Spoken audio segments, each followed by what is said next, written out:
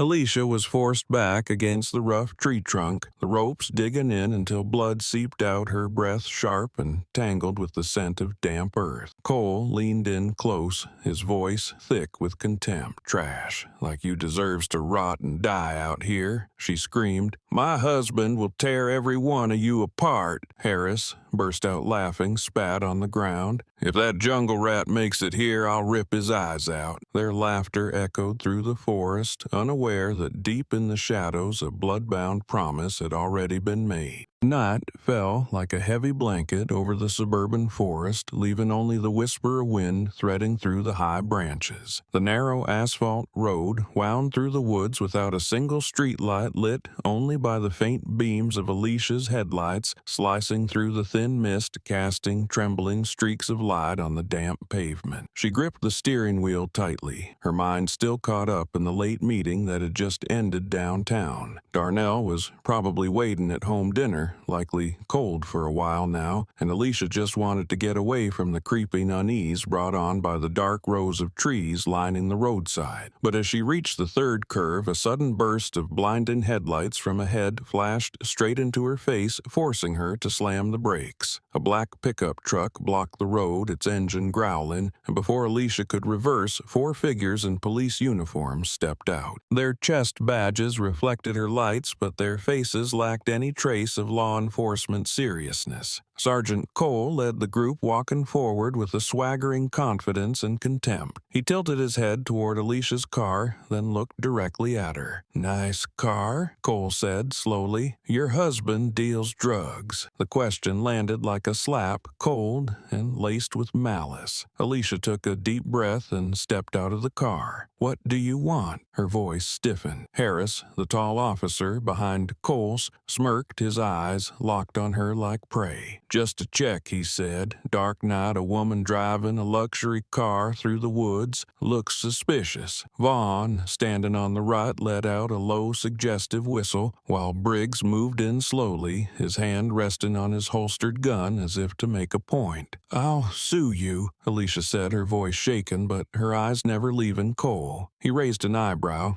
smirking to one side. "Go ahead if you're still alive." His eyes gleamed with a thrill, as if he'd just said the most exciting thing of the night. Before Alicia could react, Harris and Vaughn closed in, each grabbing an arm and dragging her from the car. Alicia's heels scraped the pavement, then slipped on the damp earth along the roadside. Low branches whipped against her hair, leaving behind the bitter scent of decaying leaves. Her breath quickened, heart pounding, but every word they spoke only made her blood boil. Cole followed at a measured pace, holding a thick coil of rope, his eyes fixed on her small back. "You know," Cole said, voice steady and dripping with disdain, "we do this to remind people like you that this isn't a place where you get to do whatever you want." Harris shoved Alicia's shoulder hard against a large tree trunk, the impact knocking the air out of her lungs. Vaughn yanked her arms behind her back, the force so brutal she could hear the tendons in her shoulders stretch and strain with searing pain.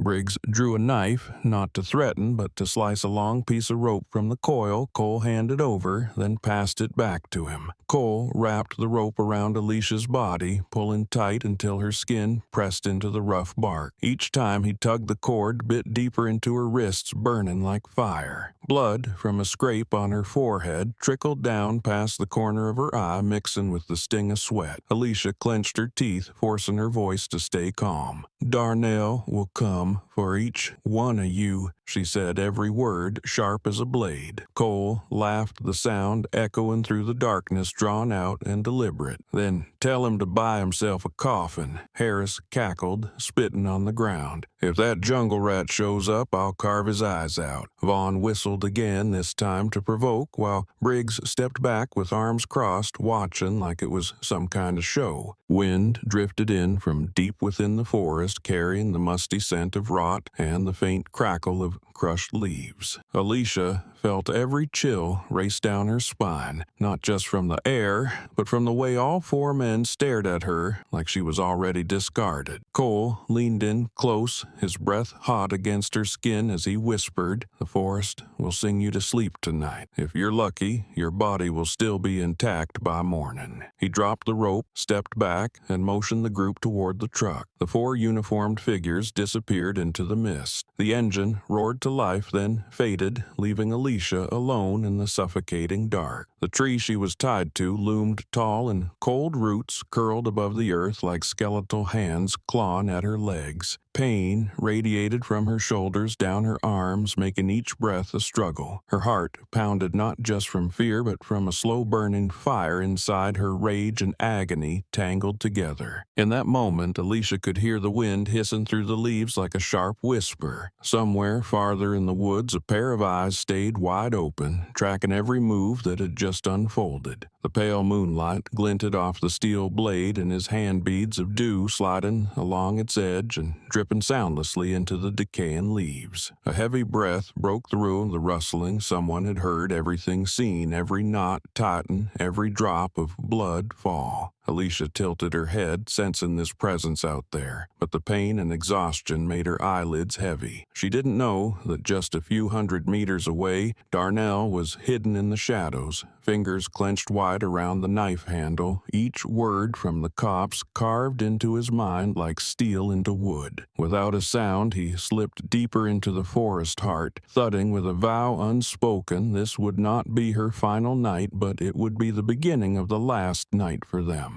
The truck's headlights had gone dark. Only the night remained, swallowing the road and forest whole. Alicia closed her eyes, took in the deepest breath she could, the smell of blood and wet bark etching itself into memory, so that when she escaped, she would remember every detail for Darnell, and every man would pay. The morning mist blanketed the forest like a thick quilt, swallowing all color into blurry patches of gray and white. The cold seeped through every leaf and branch, coating the ground in a slick layer of moisture that made each of Darnell's steps slide across the soft mud. He followed the narrow dirt path, eyes locked on his phone screen showing Alicia's last known signal. Last night, when she didn't come home, he had called nonstop only to hear the busy tone before the signal vanished. The final ping placed her somewhere inside this forest. That detail left him both anxious and angry. Alicia would never leave the car on her own in a place this remote. The dry leaves crunched faintly beneath his steps, blending with the rapid thud of his heartbeat. Bare branches, shaken loose by the night's wind, now stirred slightly, sometimes letting cold drops fall onto his neck and making him shiver. The image of the abandoned car by the roadside wouldn't leave his head. The door wide open. Alicia's handbag thrown on the ground, a few items scattered nearby. Her phone had been lying near the wheel, its screen cracked in one corner, a clear sign she'd been taken in a rush. Darnell stopped and took a deep breath, trying to pick out any sound beyond the wind. Then, faintly, somewhere ahead, a noise cut through the mist. The rasp of rope against wood, a weak, nearly inaudible moan. He moved faster, shoes with mud, one hand clutching the folding knife in his jacket pocket, out of instinct. With every step, his chest tightened with growing dread until the shape of a large tree slowly emerged from the dense white fog. There, Alicia slumped against the trunk, her body tied with thick rope, deep red welts marking her skin where it had cut in. Her hair was tangled, clumped with blood and sweat. Her lips, pale and cracked, parted just enough to let out a shallow breath. Her clouded eyes flickered open as she recognized the figure approaching. A broken whisper slipped out, hoarse and fading. The cops. Before her head tilted to one side, her body going limp within the ropes. Darnell rushed forward, hands trembling as he cut through each knot. With every slice, another dark bruise appeared along her wrists and arms, the sight of which made him clench his teeth to hold back the rising fury. As the last rope fell away, he caught her body, feeling the weight of someone who had no strength left to hold herself up. The smell of blood, cold sweat, and damp earth hit him all at once. once, filling his lungs with a choking pressure that settled heavy in his chest. He called her name in desperation, gently shaking her for any response, but Alicia only gave a faint groan before fading again, her breath so weak that Darnell had to lean close just to hear it. A warm stream of blood ran from her forehead down her cheek, staining the collar of her shirt. He reached to wipe it away, but her skin was ice cold to the touch, and that's when the initial panic gave way to something else, a fury that burned straight through to the bone. Lifting Alicia into his arms, Darnell felt every fragile twitch of her body, and at the same time the panic in his eyes disappeared, replaced by a cold steel glint. He moved with slow certainty, each step pressing deep into the wet forest floor, his breathing steady but heavy, his voice whispered out low, yet clear enough to carve each word into the air. "I'll make them remember this night for the rest of their lives." That vow wasn't some heat-of-the-moment threat. It carried the focus of someone who understood that if left to the system, everything would be buried again. The faces,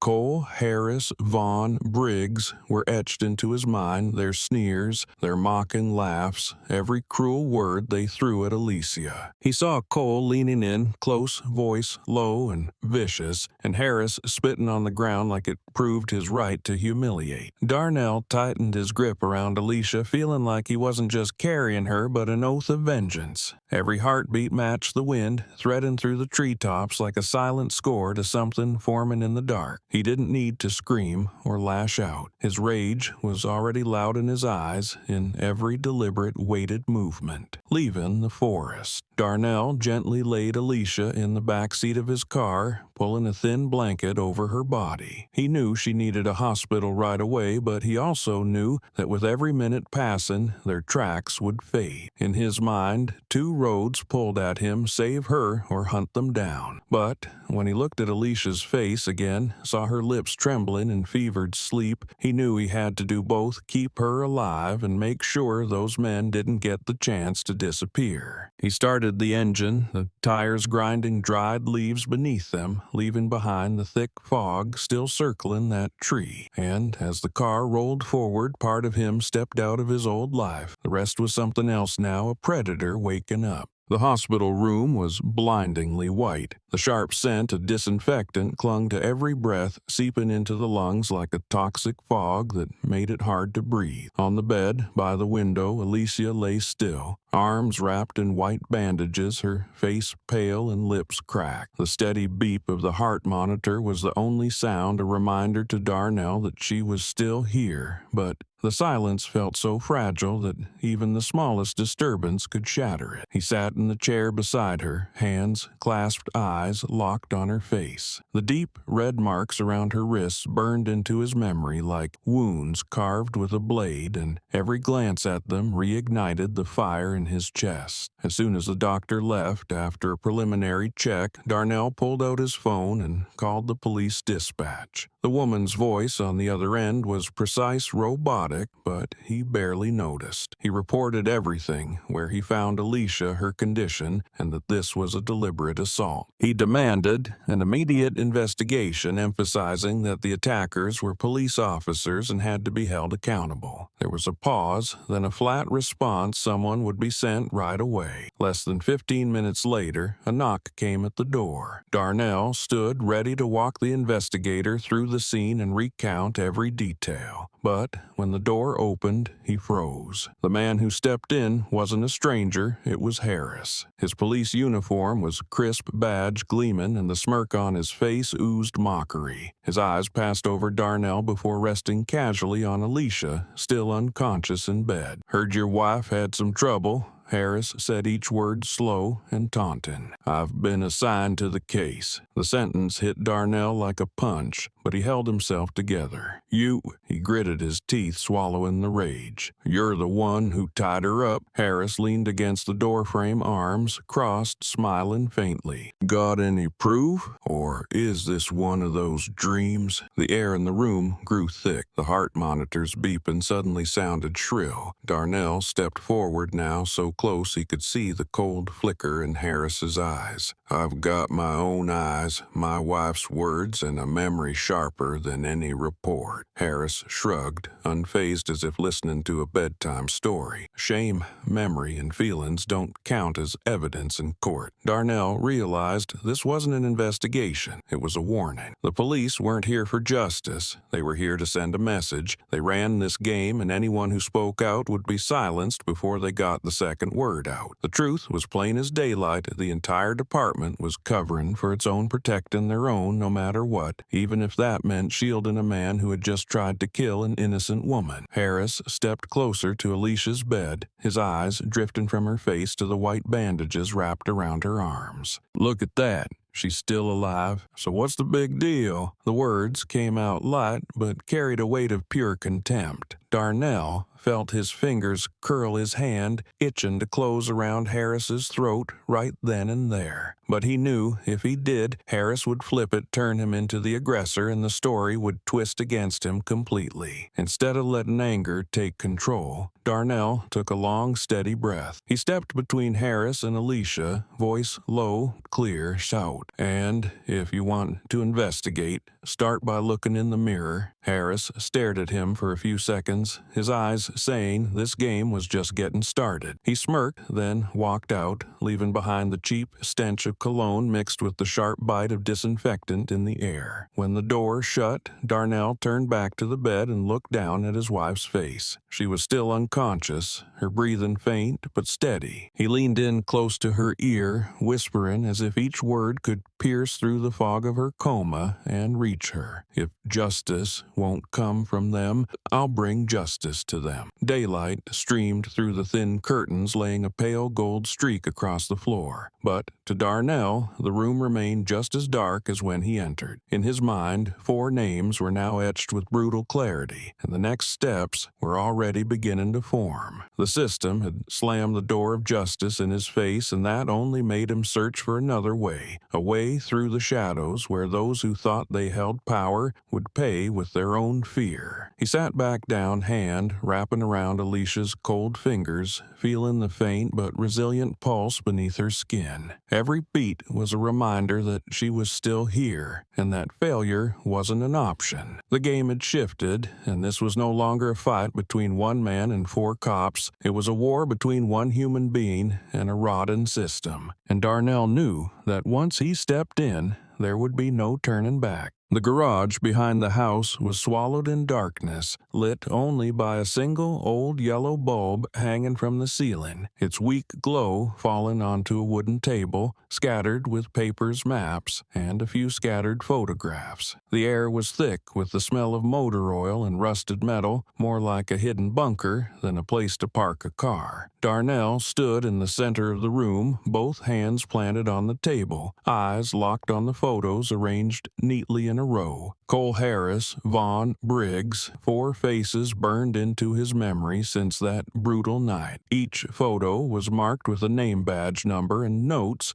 scribbled in red ink like dried blood. He had spent the whole afternoon tracking them down. Part of the information came from old contacts still working security, the rest gathered from sources only people who'd lived close to the edge of the law would know how to find. Patrol schedules, home addresses, daily habits, every small detail was written down with care. Cole liked to drink at the bar near the bus terminal on Friday nights. Harris trained at a suburban boxing gym every Tuesday morning. Vaughn lived alone in a ground-floor apartment near the old lake, and Briggs often stopped by a remote gas station off Highway 17. Darnell rolled out a large map of the town across the table, marking each known location with red dots. Pencil-drawn lines connected them, turning the map into a hunter's web with him at the center. These were no longer just notes. They were part of a plan built by someone, who had decided not to place his fate in the hands of any courtroom. He pulled a wooden box from under the table and opened it. Inside were a well-maintained dark wood bow,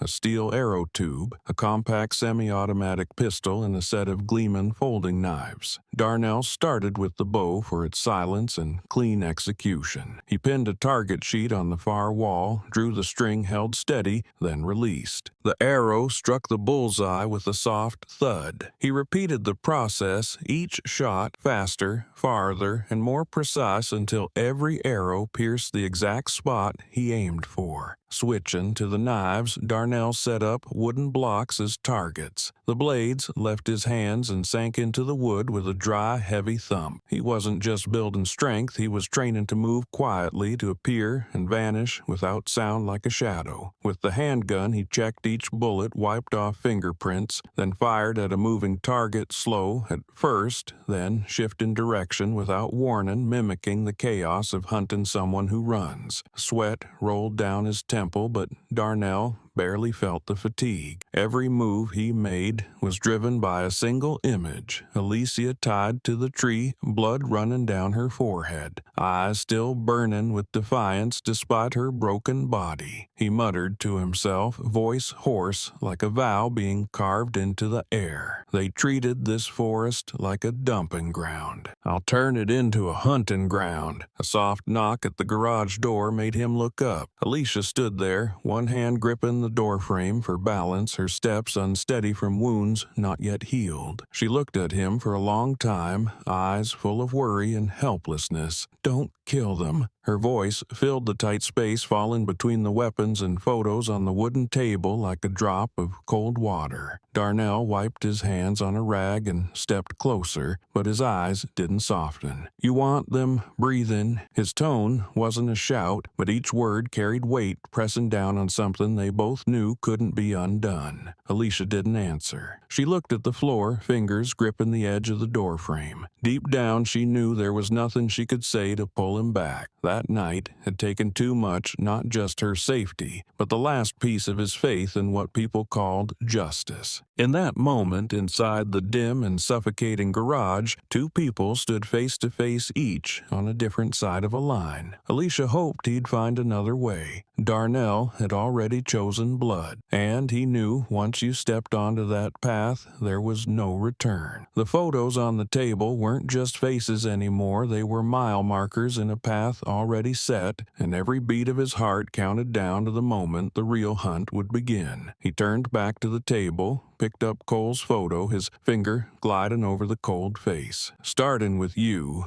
he said just loud enough for himself, though Alicia heard every word. And as the yellow bulb overhead flickered slightly from a gust of air, the whole garage seemed to take a breath before its rhythm shifted to match the hunt where the predator was ready, and the prey had no idea it had already been marked. The night sky stretched in a solid black sheet with only a few faint stars blinking far above. The highway, leading to the remote gas station, cut through dense forest on both sides, a road that felt long forgotten. The streetlights had long since gone dark, leaving only the pale green flicker of a neon sign above the gas station canopy pulsing like the shallow breath of something old and dying. Wind passed through the gravel lot, stirring dry leaves and insects with a low, restless hum, and within that stillness lay something tight and waiting, as if the night itself was guarding a secret about to surface. Darnell sat inside a dark-colored car, parked a short distance from the station engine, off windows cracked just enough to catch any sound. His eyes never left his target, Officer Briggs leaning on the counter inside holding a paper cup of coffee, yawning now and then, looking around without much thought. Under the light spilling from the awning, Briggs's face was unmistakable. Triggering the memory, burned into Darnell's mind the man who had held Alicia while the ropes dug into her flesh, the man who had stood there in the shadows and laughed. Tonight's plan had been laid with precision. Darnell had used a phone bought with cash. Unregistered, his voice lowered and rushed as he reported a fake accident near the station. Briggs was on night duty, and by instinct he wouldn't ignore an emergency call. As expected, once the call ended, Briggs set down his coffee,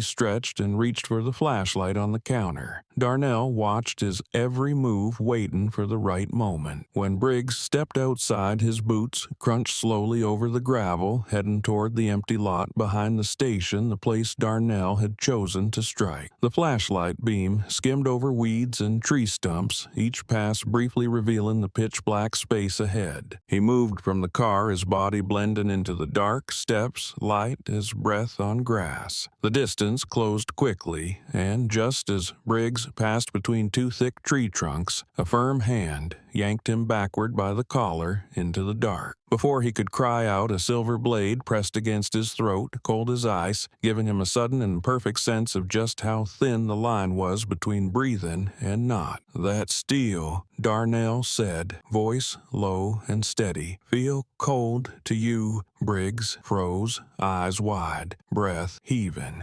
I was just following orders," he stammered, voice trembling like a man at the edge of a cliff. The blade inched closer, slicing a thin line across his neck, and Darnell didn't look away as he asked orders to tie a woman up in the woods. Each word landed heavy as lead, not meant as a question, but as a sentence without appeal. Briggs swallowed hard, sweat breaking across his forehead and sliding down in cold streams. Without another word, Darnell yanked him off the path and deeper into the forest. Wet, decaying leaves crunched underfoot, the thick smell of earth and moss clinging to the air mixing with the sharp chill of night. Low branches scratched at them, leaving cuts on Briggs's arms and face, but he didn't have the breath to complain. Fear had taken hold of his throat. The moon hid behind the tree canopy, leaving only thin silver streaks across the ground illuminating their visible puffs of breath. At the base of a massive old tree, Darnell stopped. The trunk was wide enough that it would take two people to wrap their arms around it, its bark rough and damp, radiating the cold dampness of deep woods. He pulled a thick coil of rope from his backpack. With swift, practiced movements, he shoved Briggs back against the trunk and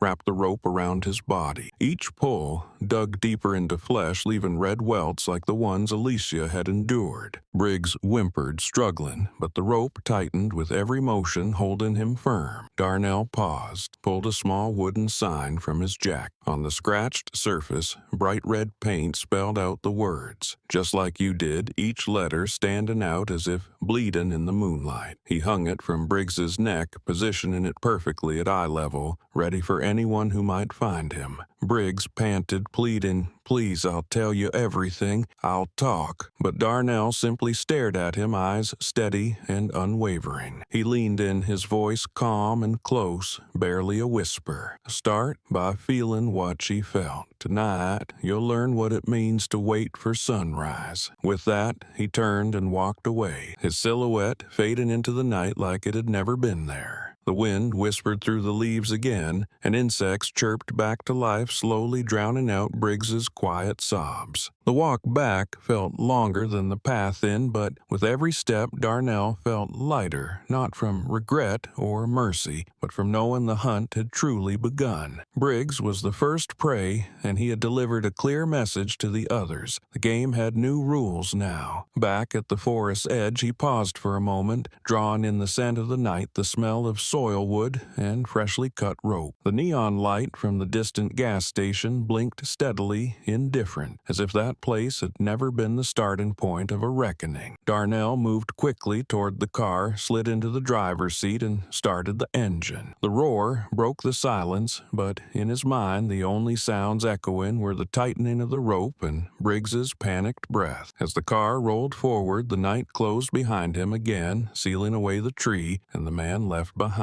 But to Darnell, that image was carved deep into memory, a marker, a beginning, and a promise that his blood list would not stop until every name had been crossed out. The bar in the town center was packed on the weekend, the air thick with alcohol, fried food, and beer fumes, all clinging to clothes and skin in a sticky haze. Rock music blared from an old speaker near the ceiling, vibrating the wooden tables. Laughter, shouting, beer mugs clinking, and chairs scraping across the floor had become the place's familiar rhythm. But all that noise seemed to slow when a man near the bar jerked his chin toward the big screen TV on the wall and called out, "Hey, Check this out. On the screen, the opening shot was enough to grab every eye in the room. A man in a police uniform, tied tightly to a tree, illuminated from below by a single flashlight, his shadow stretched and twisted across the bark. His eyes were wide lips, moving soundlessly, face caught between terror and disbelief. Hanging from his chest was a wooden sign, the words messy but vivid in fresh red paint, as if written in blood, just like you did. The video was shot from multiple angles, each clip just a few seconds long. The camera handheld and slightly shaky but clear enough to leave no doubt it was Officer Briggs, a familiar face in this town. A man's voice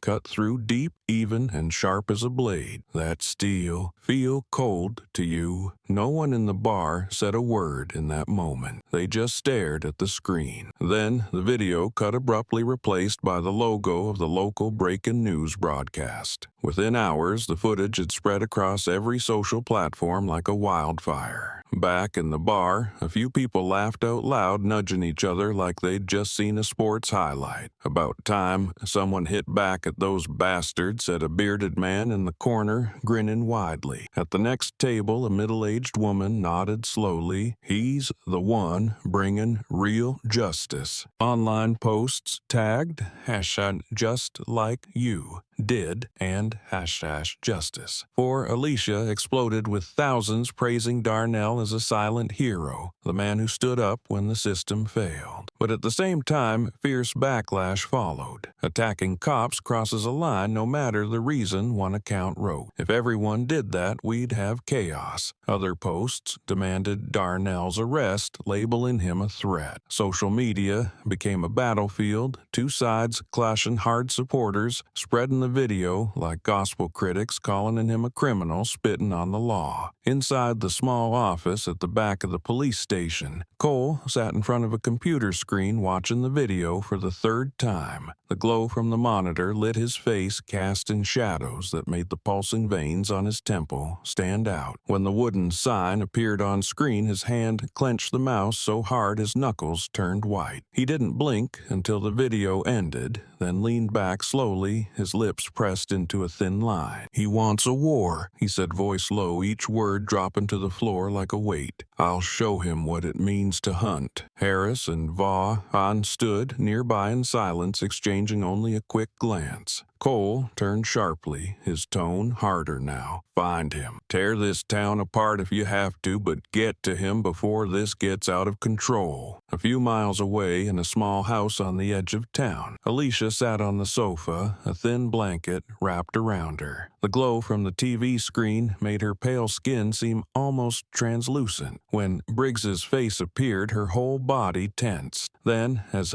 Darnell's voice echoed from the video, tears spilled down her cheeks, hot against her skin. In her eyes swirled a storm of emotion, fear, knowing her husband had stepped into something dangerous, and a fragile spark of hope that he was still alive, still fighting for the truth. She wiped her tears, but the images stayed burned into her mind. The tree, the rope, the sign, it all pulled her back to that night, to the cold mist and damp earth, to the sound of cruel laughter in the dark. Now, part of that memory had been returned to the one who caused it. But Alicia knew better than anyone that this was just the beginning. The path Darnell had chosen would only grow more dangerous, each step bringing him closer to either justice or destruction. Outside, social media was still in flames. The arguments no longer stayed behind screens. They had spilled into cafes, office spaces, and dinner tables. Tabloid papers rushed to print headlines about the mystery man and the hunt in the small town. In other bars, the video was shared phone to phone, each replay fueling the fire of both sides in the growing debate. Amid the noise, in a place no one knew, Darnell was quietly preparing for what came next. He knew he had left a trail, and that Cole and the others wouldn't sit still. But that didn't shake him. To him, each marked target brought him one step closer to the justice the system refused to deliver. And,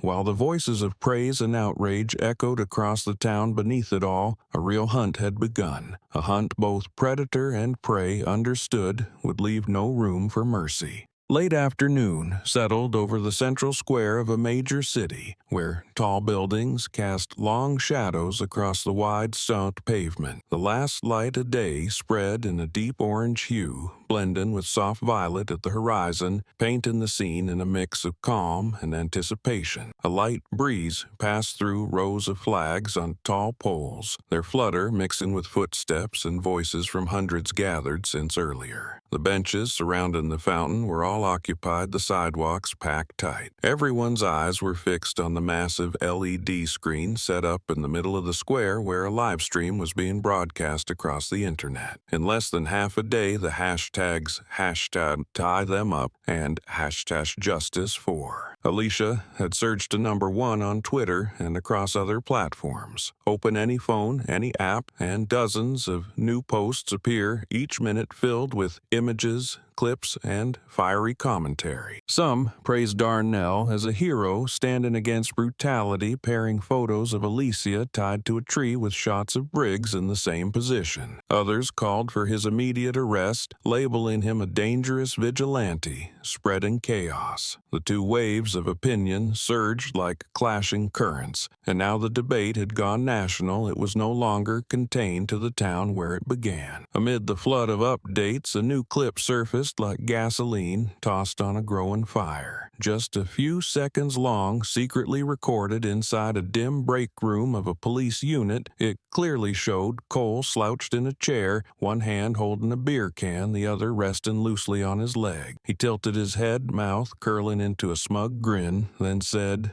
"Tie her like a dog." His laughter followed dry cutting and filled with mockery. What might have been a tasteless inside joke was now public, and the crowd watching the live stream erupted in noise. There were whistles of mockery, curses, shouted frustrated sighs rising in waves. The clip was instantly cut, shared, and reposted thousands of times within minutes. For those who had doubted Darnell's story, it now felt like undeniable proof of Cole's cruelty and disregard for life. Signs reading "Justice for Alicia" rose higher, and the chant "No more dirty cops" pounded like a drumbeat. On the far side of the square, a smaller group countered, shouting, "Find him first," arguing that a man outside the law couldn't be allowed to act unchecked. The two sides locked eyes, tension pulled tight like a wire, and the space between them seemed to wait for just one spark to ignite. The stream of comments in the live stream kept surging non-stop, with dozens of new messages appearing every second. Among the flood of words, one message stood out and was immediately pinned. I heard them laughing that night. Now it's their turn to hear us scream. The account was newly created, no profile picture, no personal info, but the message made hundreds of viewers fall silent for a few beats. Then, like a wave, whispers broke out across the crowd. "It's Darnell. It has to be him. He's watching us." The LED screen's glow spilled across the square, lighting up every face. Young people, wide-eyed with excitement, middle-aged onlookers frowning in concern, couples with small children stopping mid-step to watch. Each person reacted in their own way, but all were drawn into the storm unfolding before them. In one corner, a group of students recorded the crowd's reaction on their phones, ready to post with trending hashtags. In another, an older man shook his head and muttered that this was nothing short of inciting a riot. On screen, side-by-side images of Briggs and Alicia tied up appeared like twin mirrors reflecting shame and helplessness. Chants mixed with murmurs, forming a sound that was both electric and suffocating. No one noticed that somewhere in the crowd some remained silent, eyes scanning phones, recording every face and every response, valuable information for both sides of the conflict. And somewhere else beyond the reach of every camera, Darnell might have been watching the live stream. If he were, he would have seen every line of text, heard every cheer and every protest. He would know the fire he lit had spread far beyond the small town where it started, reaching across the nation, and it would not be easy to extinguish. But, like any wildfire, it had the power to consume everything, even the one who struck the first spark. That morning, the city sky was covered in a thick layer of gray clouds, the light dim, as if it had been stopped just above the rooftops. In front of the police headquarters, a temporary metal barricade had been set up enclosing the entrance to the main hall where the press conference was about to begin. TV vans idled with engines humming satellite dishes aimed skyward. Reporters crowded the entryway with cameras, tripods, and microphones ready, flash bulbs going off in bursts. They all knew this would be no ordinary briefing. Briggs's video and Cole's recorded insult had exploded online, pushing the department into the heart of public outrage. Inside the hall, rows of chairs were packed tightly, the scent of fresh paper and hot coffee lingering in the air. On the stage, the police department's logo hung boldly against a dark blue curtain. A line of uniformed officers stood on either side, their eyes scanning the crowd with a cold precision. At the center, Cole wore a dark blue shirt, black tie, his face strained in an effort to appear composed, though the tightness at the corners of his mouth and faint red marks on his cheeks betrayed a sleepless night. The noise quieted as a soft mic feedback signaled the start of the conference. A reporter raised her hand. The voice of Lena Ortiz, a seasoned journalist from a major news outlet, rang clear-cut and sharp. "Sergeant Cole, did you ever tie a woman to a tree in the woods?" The question landed with surgical precision, no preamble, no filter. The room froze for a second. Some glanced around, others aimed their lenses directly at Cole. He blinked, the hand resting on the podium, tensing slightly. A flush spread from his neck to his cheeks, but he drew in a breath, raised his head, and answered, voice dry and tight, no comment. The brief denial only added fuel to the fire, a wave of murmurs rising through the crowd. Lena's hand stayed raised, eyes locked on him, but before she could speak again, a loud sound burst from the back of the room. All heads turned, the crowd parting as if pushed by an invisible force. Darnell appeared, tall and steady, dark coat draped over him, eyes burning. He walked straight toward the podium, ignoring the guards' calls. "Look at me when you answer," his voice thundered, echoing off the walls and ceiling. "She's still alive. She can point you out." Cameras clicked, flashes fired in quick succession, capturing the moment everyone knew would dominate tonight's news. Cole didn't move, locking eyes with Darnell for a few weighty seconds, sharp and unflinching like blades pressed together. The guards rushed in, one grabbing Darnell's arm, the other blocking his path. Chairs toppled, papers scattered as reporters pushed forward to get the shot. In that moment of chaos, the air seemed to thicken. Cole took a step back as two more security guards moved in to escort him through the rear exit. But before being pulled away, Darnell's eyes remained locked on Cole, unwavering. His lips pressed together, then parted just enough to deliver a cold promise. "Next time I won't speak." The words needed no explanation, no volume, but everyone who heard them understood what they meant. A few reporters fell silent, still holding their cameras steady, their breathing slowing as if they had just heard a forecast of something about to break. Cole tilted his head slightly, said nothing, but his gaze lingered longer than it should have before turning away, as if he knew this wasn't about public image anymore. It had become a real hunt, one where every encounter could be the last. Outside, as the hall doors swung open, the noise spilled into the street. The crowd gathered outside the station, surged forward, shouting questions, cheering, yelling, phones ringing in a storm of sound. Some looked at Darnell with admiration. Others shouted accusations, calling him a criminal in plain sight. But whatever they believed, everyone knew this scene had gone far beyond a press conference. It was a declaration made in front of the entire nation. Across the plaza, Cole was rushed into a waiting vehicle. His face turned to the window, but his eyes stayed fixed a moment longer, trying to memorize the face of the man who had walked into his stronghold in broad daylight. Darnell was escorted in the opposite direction, but his steps stayed measured. His head never lowered, his eyes fixed ahead as if the crowd's roar was nothing more than wind passing by. The cameras, the microphones, and the watching eyes missed nothing. And even as the doors to the hall closed behind them, the weight of that moment hung in the air. A moment both sides understood was only the beginning of something harsher, more violent, waiting just ahead.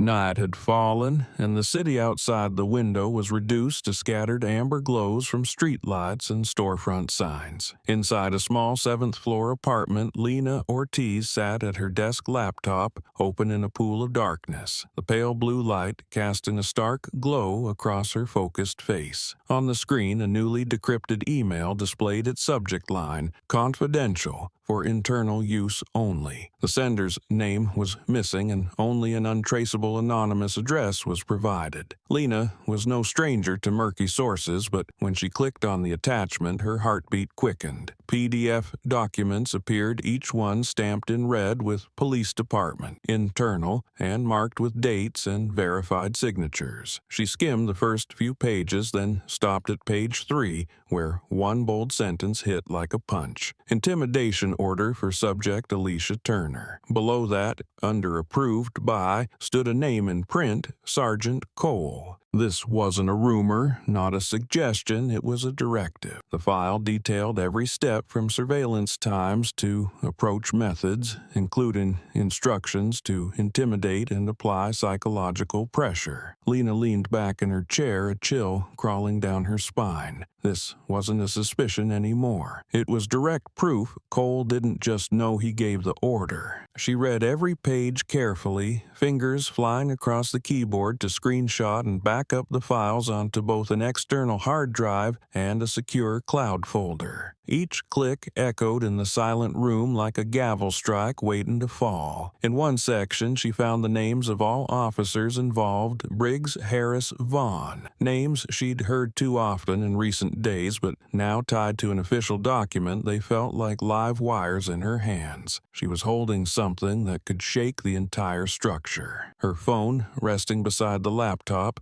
buzzed once a new message from the same anonymous source: "Do the right thing. I can't show my face, but I trust you." Just a few words, but Lena understood the weight behind them. Whoever sent it was risking everything, placing their safety in her hands. She took a deep breath, glanced at the clock, its second hand sweeping slowly as if counting down to something irreversible. Without hesitation, Lena opened her contacts and found Darnell's number. She knew this call could shift the course of everything, maybe even change how he saw his path of revenge. After 3 rings, he picked up his voice, rough and cautious. Lena didn't stall. Every word was clear. "You don't need to hunt them. I'll take them to court." A pause followed, quiet except for Darnell's breathing. She continued, voice low but firm. "I have the internal order. Cole's signature. Everything's documented. Even he can't deny this." On the other end, Darnell didn't respond right away. Lena pictured him standing somewhere, phone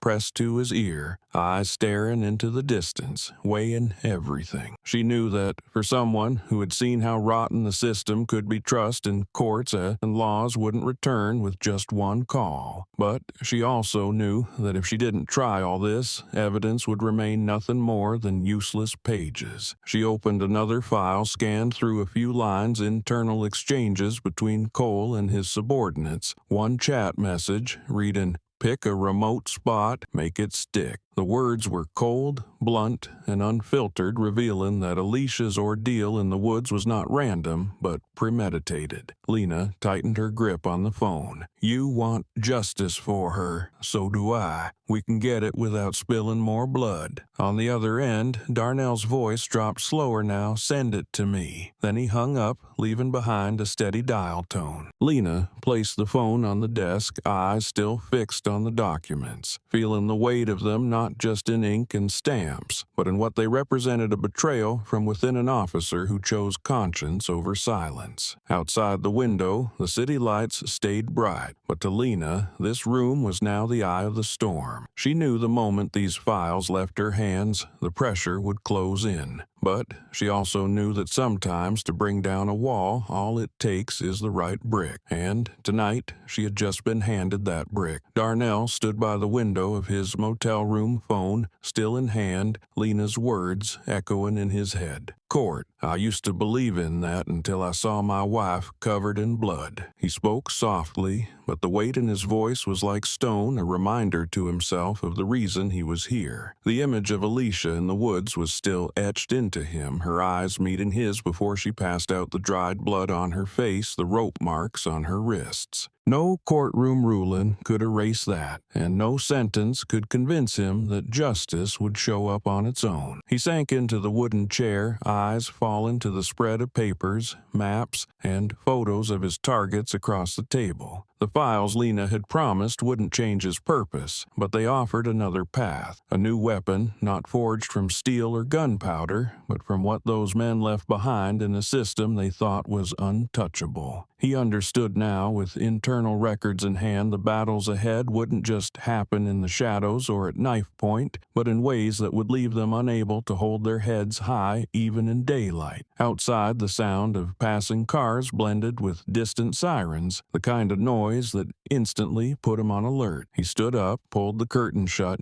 then returned to the table and opened the laptop. The folder Lena had just sent was unzipped, each PDF file appearing clearly. Every line of text, every red stamp on the documents felt like kindling, feeding a slow-burning fury inside him. In the corner of the file, Cole's signature was bold next to a note that read, "Execute immediately. Leave no trace." Darnell let out a cold smile because now it was Cole who would be afraid of leaving traces just by breathing. Darnell grabbed a blank sheet of paper and wrote out his target list, adding the new information he had just received, the places they frequented, their habits, their schedules. The blurry outlines he once had were now filled in as if he had just turned a flashlight directly into their den. He underlined Cole's name with force, the ink dark and thick like a promise not to back down. In his mind, the plan was taking clearer shape. Every move would be calculated not only for revenge, but to expose the entire web of lies in front of everyone. He would make them see that no matter the uniform, the badge, or the building they hid behind the dark could still seep in and drag them into the light at their weakest moment. The evidence Lena had given him was now like a second spear, sharp and silent, ready to pierce straight through the heart the moment he struck. He closed the laptop, eyes settling on the photo of Alicia beside it. In the picture, she was smiling, her eyes full of the peace that had existed before everything fell apart. Darnell reached out and touched the frame, a brief gesture that held a vow. No matter how dark the path ahead, he would walk it, and this time not just with clenched fists, but with the truth sharp enough to pierce the armor they thought was untouchable. He stood, cleared the table, packed the files into a canvasen bag, and clipped a folding knife to his side. The weight of the documents felt different from any weapon he had ever carried. It wasn't cold, like steel, or heavy, like lead, but it held the power to bring down an entire wall of authority. And Darnell knew that now, armed with both blood and proof, the hunt would no longer be simple retribution. It would be a verdict written in both shadow and light, where he was not only the hunter, but also the one holding the gavel of justice.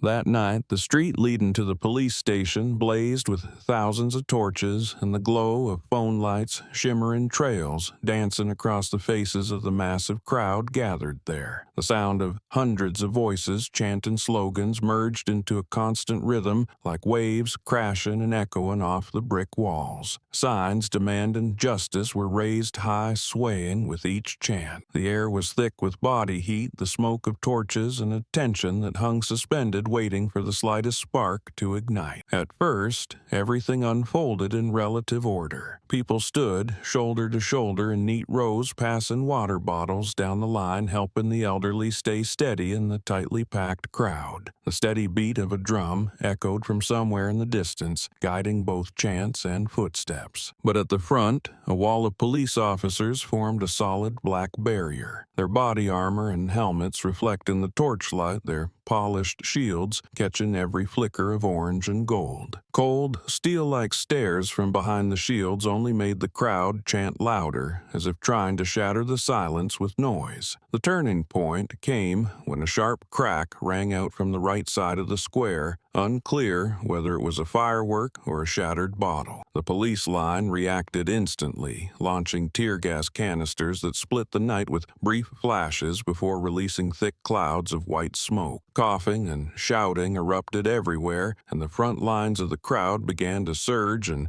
scatter to escape the gas. Chants turned into curses, torches were thrown to the ground, and the footsteps pounded in chaos. From a dark corner along the side of the building, Darnell watched it all. He wore a black coat hood pulled tight over his head, blending into the moving crowd. His eyes stayed fixed on the path leading to the secondary power unit behind the building, his target already mapped out. Using the confusion to his advantage, he slipped through groups, coughing from the gas, dodged the shoves of riot officers, and disappeared into the gap between two equipment trucks. A pair of wire cutters slid from his pocket, their metal glinting briefly under the flickering torchlight. Screams continued out front, masking the sounds he made as he peeled back the mesh guard. Thick cables the width of fingers were gripped, and sliced sparks spitting as they snapped, and then the building's lights went out. The bright signs, the street lights surrounding the station, even the lit windows of the upper floors all vanished at once, leaving a dark silhouette looming in the fire-lit crowd. Silence held for a few seconds as everyone registered the change. Then a cheer burst from the crowd, drums beating faster than before. With no light from the station, the frontline officers stepped back to regroup, while the crowd surged forward under the cover of darkness. The torches now burned even brighter, casting dancing flames across the determined faces moving closer. Darnell backed away, blending into the crowd before anyone could take notice. To him, that sea of people wasn't just a protest. It was the perfect curtain to shield his next move. He knew that in the darkness, he'd just created a crack had opened in their wall of power, and from here, more cracks would follow until the whole thing came crashing down. When the power returned, the harsh white light blinked back on, sweeping across the front lot of the police station, still thick with tear gas. The crowd quieted briefly in surprise, some turning to find each other in the dense mass. The police line tightened to formation again. Radios crackled with urgency orders, barked through static. Amid the chaos, Vaughn,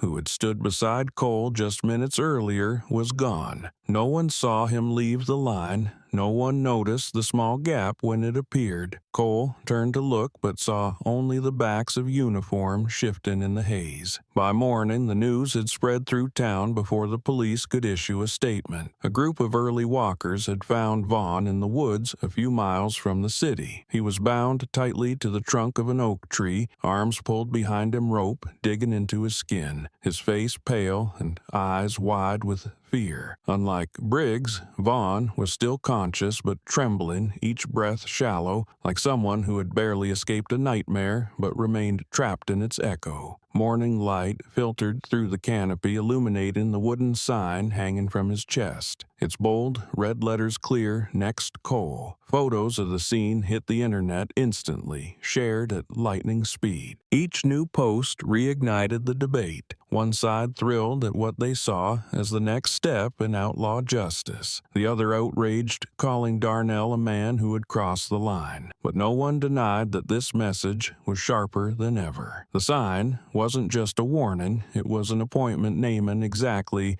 who would take Vaughn's place. Cole got the news in the middle of an emergency meeting about the previous night's power outage. As soon as he saw the image of the sign, his hand clenched so hard his knuckles turned white. The room went silent, all eyes on him waiting for his response. Cole just stood up, pushed his chair back, and walked out, footsteps echoing through the hallway. He knew now the game had slipped beyond control, and his name had been etched onto the board, not as a player but as prey. Elsewhere, Darnell sat in a small room, his laptop open to a live feed from a local news site. He stared at Vaughn's face on screen, not to savor the victory, but to memorize the terror in those eyes. He knew that with each target marked, the pressure on Cole would grow, and pressure would make him slip. The files Lena had sent were no longer just data, they had become his compass. And now, with Next Cole made public, Darnell understood he had just forced his enemy into the open sooner than expected. The morning at City Hall began with an unusual atmosphere. Outside the gates, reporters crowded alongside a line of news vans parked along the sidewalk, lenses aimed directly at the entrance. Inside, the large hearing room was arranged into several rows of parallel seats, one for the investigative committee,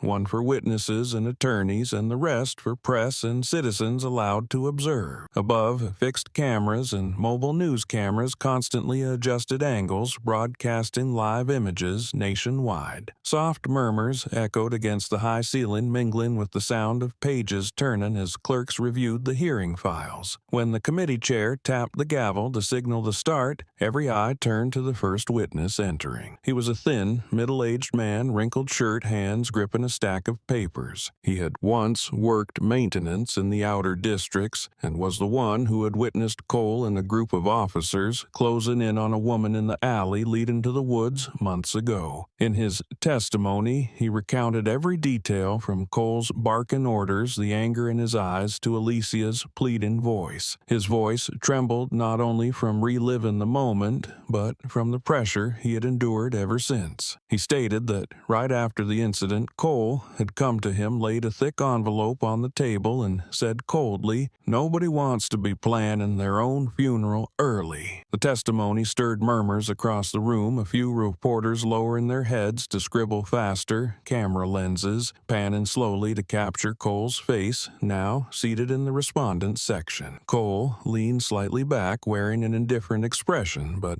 the hand resting on his thigh had clenched. The room's lights, everyone's eyes, and every lens were fixed on him. Next, Lena Ortiz stepped up to the podium with a thin laptop and a portable hard drive. She opened it and connected it to the large screen behind the committee. "Ladies and gentlemen, this is the audio recording I received from an internal source capturing Sergeant Cole's direct order regarding the Alicia Turner incident." Her voice was clear, steady, but in her eyes was a glint of cold steel. When she hit play, the room speakers crackled with the sound of an internal call. Then Cole's voice came through low, hoarse, but filled with authority. "Make sure she remembers it. Pick somewhere remote so she never dares to open her mouth." That sound landed like a blade in the room, slicing through every whisper. A few committee members turned to look at one another, and some reporters lifted their eyes from their notepads, zooming cameras in on the screen. Lena stopped the recording the moment the line ended, letting its echo hang in the air a few seconds longer. "This isn't hearsay. This isn't speculation. This is direct evidence," she continued, her voice firm. At the back of the room, a few members of the public reacted out loud, some shaking their heads, others letting out soft gasps. Cole remained silent, his eyes shifting from the screen to Lena, but he did not respond. Members of the committee began taking heavier notes, some requesting that the recording be officially archived. The chair of the investigative committee looked directly at Cole and said, "You will have the opportunity to respond when it is your turn." The air in the room thickened, each breath held in anticipation of the next explosive development. Lena stepped away from the podium, her laptop still open, the screen's glow reflecting off her face. She knew she had just thrown a spark whose effect would not stay as contained within this room, but would spread across every evening broadcast into every conversation on social media. And in that moment, even though Cole remained still, no one in the room believed his silence was a sign of control. It felt more like a pause before a counterattack, but now that counterattack would happen under the scrutiny of millions watching live. News of the recording and witness testimony spread like a storm. Just hours after the hearing, major news networks aired Lena's full presentation and looped Cole's quote, "Make sure she remembers it," like a hammer driving straight into the public's awareness. Social media exploded, short clipped, shared millions of times, followed by thousands of angry comments. On city streets, small groups gathered holding signs demanding "Prosecute now" and "He can't walk free." Every post, every discussion centered around one question: how much longer before Cole is arrested, and if he isn't, who is the system really protecting? The pressure escalated so quickly that local authorities were forced to announce the formation of a special investigative committee composed of independent prosecutors and outside observers. The press conference took place in front of City Hall, but rather than calm tensions, it only fueled the crowd's demands for immediate action. happen. We don't need more investigations. We've seen enough, one person shouted into a reporter's microphone. New slogans appeared on handmade signs: no justice, no peace, and the committee's guilty if they cover up. However, when Cole's legal status was announced, the wave of outrage surged even stronger. Despite the publicly broadcast evidence, he was still released, citing insufficient grounds for detention under current regulations. The decision immediately became a lightning rod for criticism. Those who once doubted the accusations now clearly saw the protective mechanisms reserved for someone wearing a badge. People flooded the streets not only in the town but in many other cities, turning it into a chain reaction of protest. Clips showing Cole leaving the station in a private vehicle escorted by 2 police cars only fueled the anger. The sounds of shouting fists pounding on car hoods echoed and made it into the evening news. Many said they had never seen arrogance so blatant. Television commentators pointed out that Cole's freedom would not only inflame public opinion, but also reinforce the belief for people like Darnell that the only way to reach justice is to take it into their own hands. In cafes, workplaces, and even on late-night subway rides, the story of Cole became an unavoidable topic. Everyone spoke in their own way, but shared a common view: if the authorities kept stalling, they would lose the last remnants of public trust. The pressure was no longer just in the chants outside, but threaded through every line in the press, every question asked in the city council chambers, forcing those in power to choose between protecting one man or preserving the fragile credibility of the system they claimed to uphold.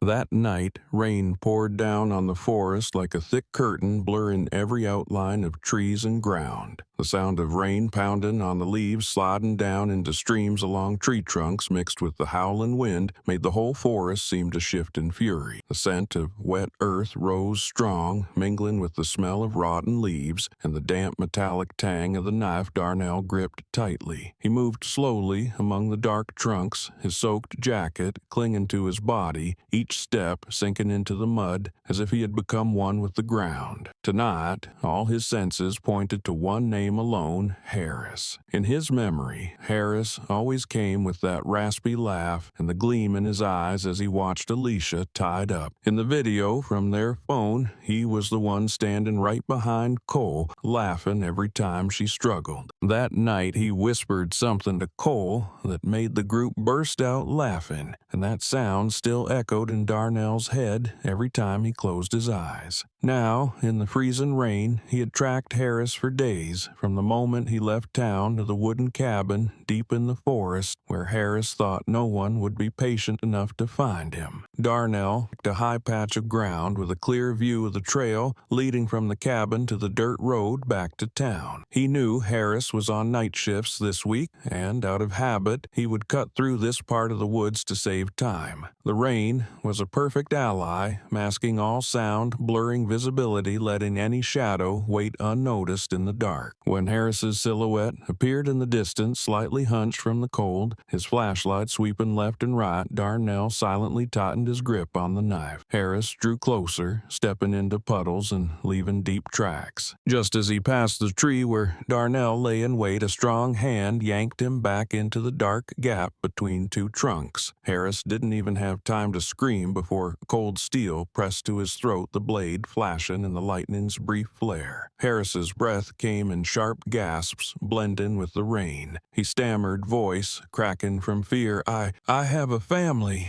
His eyes darted wildly, searching for a flicker of mercy in Darnell's shadowed face. But the only response was a low, stone-cold voice. "Then you should have thought about someone else's." Each word landed heavily in the rain, leaving no room for forgiveness. Darnell shoved Harris against the tree rope already in hand. The rain lashed their faces, making the rope slick, but he wrapped it tight, loop after loop, around Harris's wrists and torso. Harris resisted weakly, but in the cold rain and under Darnell's strength, every struggle only made the binds dig deeper. When the final knot was tied, Darnell stepped back, watching Harris blink rapidly through the rain, his lips trembling but silent. Unlike the previous times, this time, Darnell didn't hang the wooden sign right away. He leaned down, brought his mouth close to Harris's ear so he could feel feel every cold breath through the pounding rain. You'll stay here, listening to the rain fall, thinking about every laugh you let out that night. And when the sun rises, everyone will know where you were and what you did. Only then did he hang the sign, its message short and plain, with no need for embellishment because the one meant to receive it would understand. One left. Darnell walked away as the rain kept pouring, his figure quickly swallowed by the dark, leaving Harris shivering in the freezing cold in a forest that now seemed to wait silently for dawn to expose the man who once laughed at another's pain. Harris was bound tight to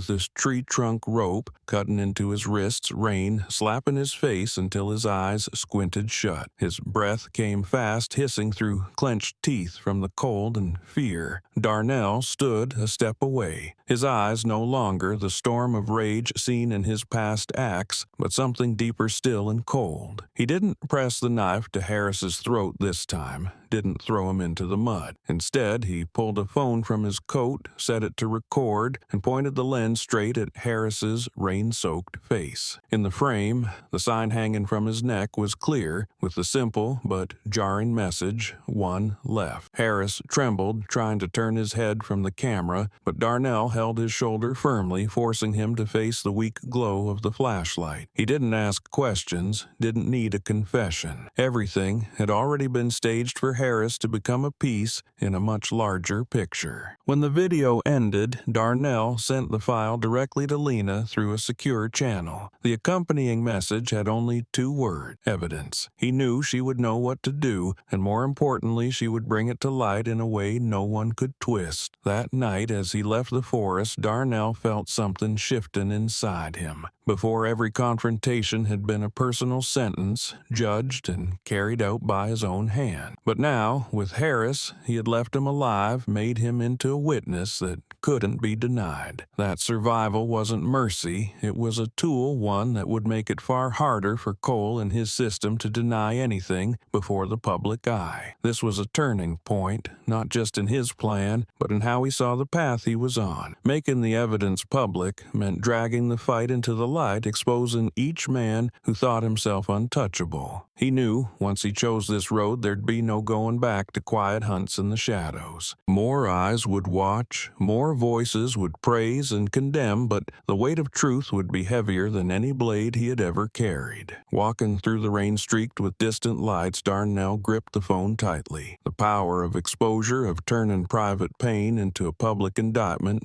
made his heart pound harder. He knew that when the video of Harris tied up appeared, it wouldn't just be an act of revenge, it would be the final warning sent straight to Cole, forcing him to face an end that was now only hours away. The old records archive was located in the basement of an aging administrative building, its entrance hidden behind a narrow hallway rarely used. A flickering fluorescent tube buzzed above, casting a pale yellow light over worn wooden shelves stacked with dust-covered document boxes. The air was thick with the smell of damp paper, rusted hinges, and files weathered by countless seasons. Lena stepped inside, shut the door behind her, and turned the lock. It had taken her weeks of digging and a cooperative older archivist to gain unofficial access to this room. In the canvas bag slung over her shoulder were camera-thin gloves and a list of files to search for, all encrypted on her phone to prevent leaks. Shelf or row C-section internal complaints. That was the starting point. Lena pulled on her gloves, slid a heavy box from the shelf, and covered her nose as a puff of dust lifted into the air. Inside were dozens of manila folders, each labeled with a victim's name, date, and case outcome. She opened one at random and was immediately drawn in by the dry but haunting words. A report from a woman stating she had been stopped in the woods by a group of officers,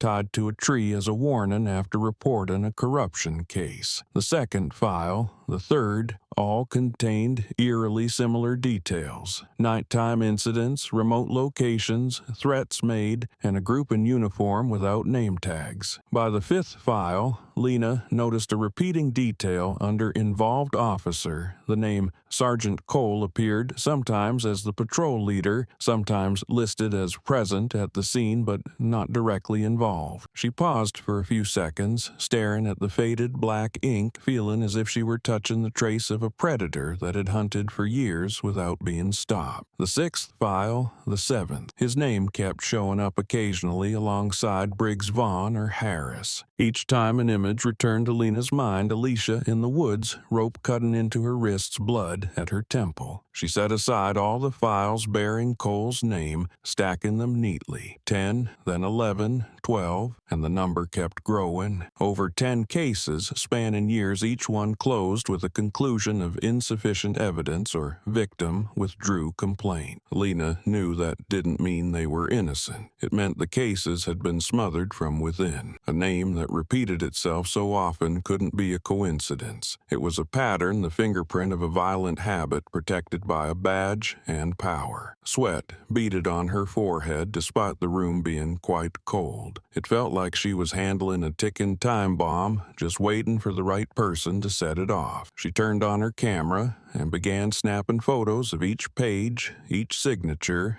each detailed description. The shutter clicked steadily, blending with the creaky hum of the ventilation fan. She paid special attention to the handwritten notes, knowing that's where the truth often slipped through more clearly than in official reports. In one case, a scribbled line in blue ink read, "Told Cole, just a quick scare, no trace left." In another, he laughed, said that'd shut her up. Lena took a deep breath, feeling furious with every heartbeat. Every page was a buried story, every one of Cole's signatures a seal over brutality. She knew that if these documents were revealed alongside the Harris video and other evidence, they wouldn't just be shocking headlines, they'd be arrows piercing the legal armor Cole and his men had worn for years. After over an hour with her memory card full, Lena returned the final folder to the box, carefully placing everything back so no one would suspect it had been disturbed. She removed her gloves, packed the camera, and double-checked her bag before leaving the room. At that moment,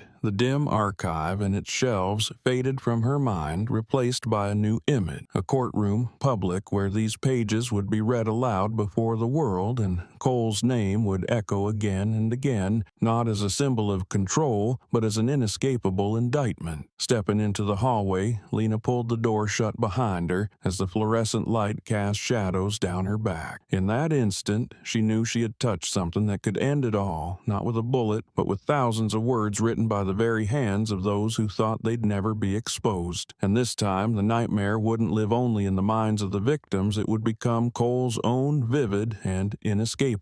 While scanning through the folders she had just photographed, Lena happened to find a thick envelope tucked at the back of the box, its faded label nearly erased. She opened it to find an old VHS tape, its plastic case worn and scratched by time, the label bearing only a date and the words, "Holding Cell 3. Her heart skipped. This could be the missing piece that the files and testimonies hadn't revealed. Without hesitation, she brought the tape to a small editing room run by a trusted colleague, one of the few places left with a VHS player and digitization setup. As the tape began to spin, gray static flickered across the screen before a fixed overhead security camera view came into focus. In the frame, a young black man sat handcuffed, slumped against the wall of a holding cell. The harsh ceiling light cast a cold glare, highlighting his swollen face and dried blood at the corner of his mouth. The door opened, and Cole walked in, wearing his uniform but without a hat, his expression openly furious. He stepped forward, said something inaudible to the mic, then suddenly grabbed the inmate's collar and slammed him against the wall. The first punch landed in the stomach, the second struck the jaw, sending the man collapsing. Cole didn't stop, kicking and stomping repeatedly, while other officers, visible only as faint shadows through the door window, didn't intervene. The tape lasted less than 2 minutes, but every second weighed heavily, with Cole's identity unmistakable. Lena sat still, hands clasped, eyes fixed on the screen. She knew instantly this was the kind of evidence that couldn't be twisted, denied, or dismissed as insufficient grounds. After digitizing the entire clip, she saved multiple copies across devices and secure platforms, ensuring that if one was erased, others would survive. She had no intention of keeping it to herself or submitting it solely to the investigative committee. She understood the power of direct public exposure. That evening, Lena appeared on a live broadcast via a major social media platform. Without lengthy introductions, she played the digitized video immediately for the hundreds of thousands watching. As Cole's image appeared, every punch, every kick, echoing through the live stream comments, exploded. Words like criminal animal and undeniable flooded in. Some viewers said they had to stop watching midway out of rage, and others clipped and reshared the broadcast across platforms instantly. Within an hour, the video was everywhere, circulating across news broadcasts and international headlines. The grainy, yet unmistakable footage ignited a new wave of outrage stronger than any paperwork before it. It didn't just tell, it showed, and to the public, seeing meant truth had cut through every excuse. Cole's name was no longer just attached to allegations. It was the face of a man committing deliberate violence, captured clearly without concealment. Lena watched the reactions unfold on her computer screen, seeing major outlets flood her inbox with interview requests. Her phone buzzed nonstop with messages, emails, and alerts.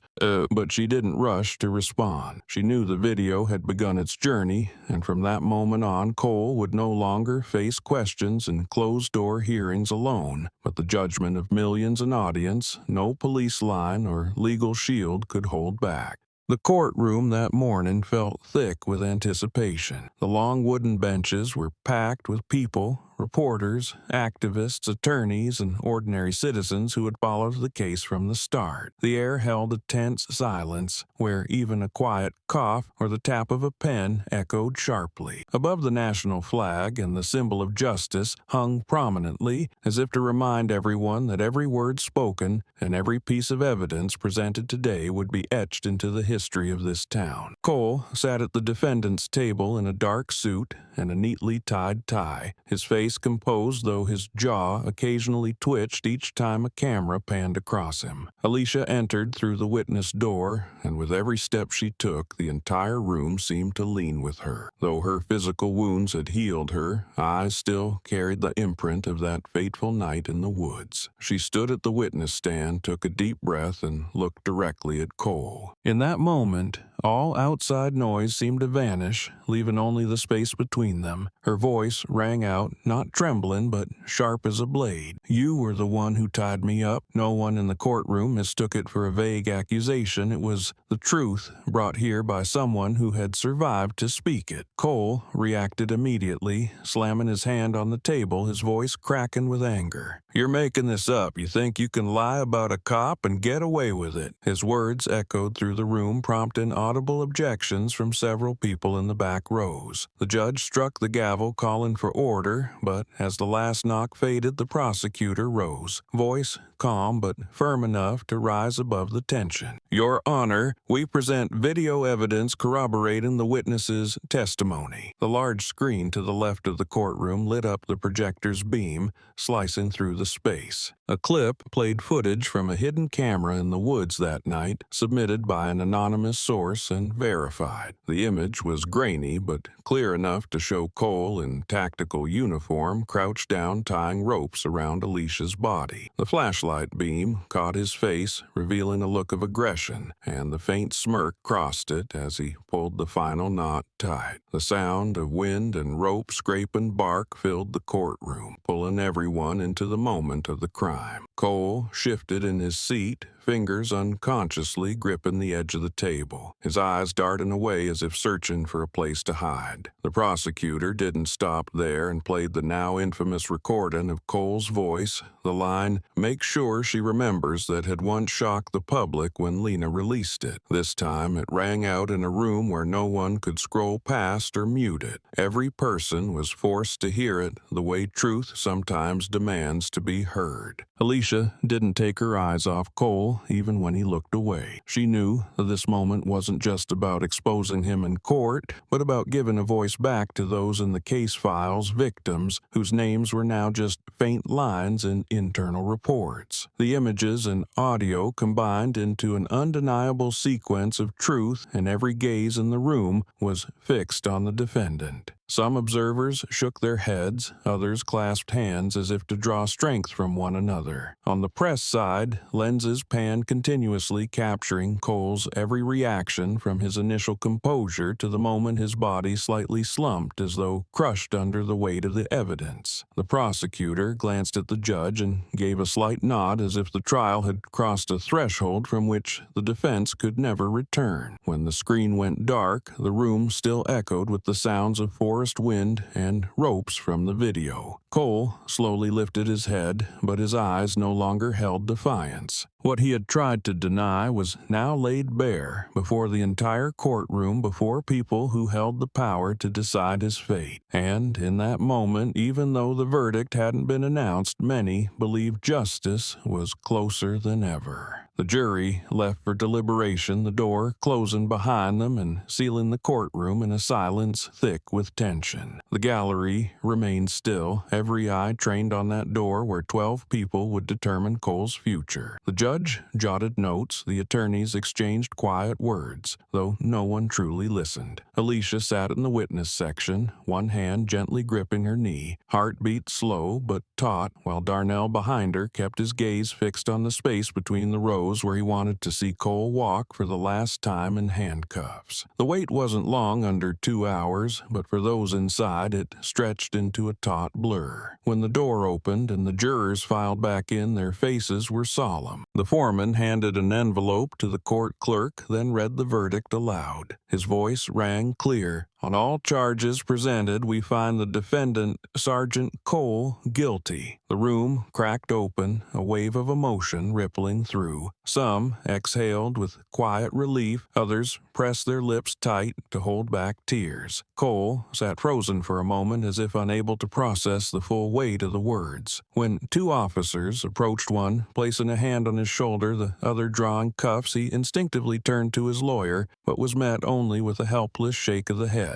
The metal click of the cuffs echoed sharply, catching the white light above. Cole bowed his head, hair falling across half his face, and for the first time since the trial began, the defiance in his eyes was gone. The judge continued reading the ruling, his voice slow but resolute. The sentence would be formally announced during the sentencing hearing, but with this verdict, Cole would be taken into custody immediately. The courtroom door creaked open, letting in a murmur from outside, but inside, everyone remained quiet until the jury had exited. Alicia turned her head and caught Darnell's gaze. No words were needed between them, just a subtle nod, heavy with meaning. A chapter had closed, and they had held firm until the very end. As Cole was escorted down the aisle between the rows of benches, camera flashes erupted, the shutter clicks pounding like a victory drumbeat. He didn't lift his head, but his restrained figure left an imprint on the minds of everyone who had witnessed or followed the case. The door to the prisoner transport van closed behind him with a metallic clang. Outside, the plaza in front of the courthouse had been packed for hours. A massive screen at the center broadcast the live courtroom footage, and when the word "guilty" echoed out, the crowd exploded. Cheers rippled outward like waves, merging with drums, whistles, and the cries of people hugging each other. Justice for Alicia signs shot higher into the air than ever, and lights from phones glimmered in the wind. Some people dropped to their knees, hands clasped in front of them, while groups of young people jumped and embraced laughter blending with tears. Major news outlets streamed the moment, live microphones thrust toward those who had just heard the verdict. A middle-aged woman said she had waited over 10 years for this day since her son was wrongfully arrested and never returned the same. A young man held up a sign that read, "We won,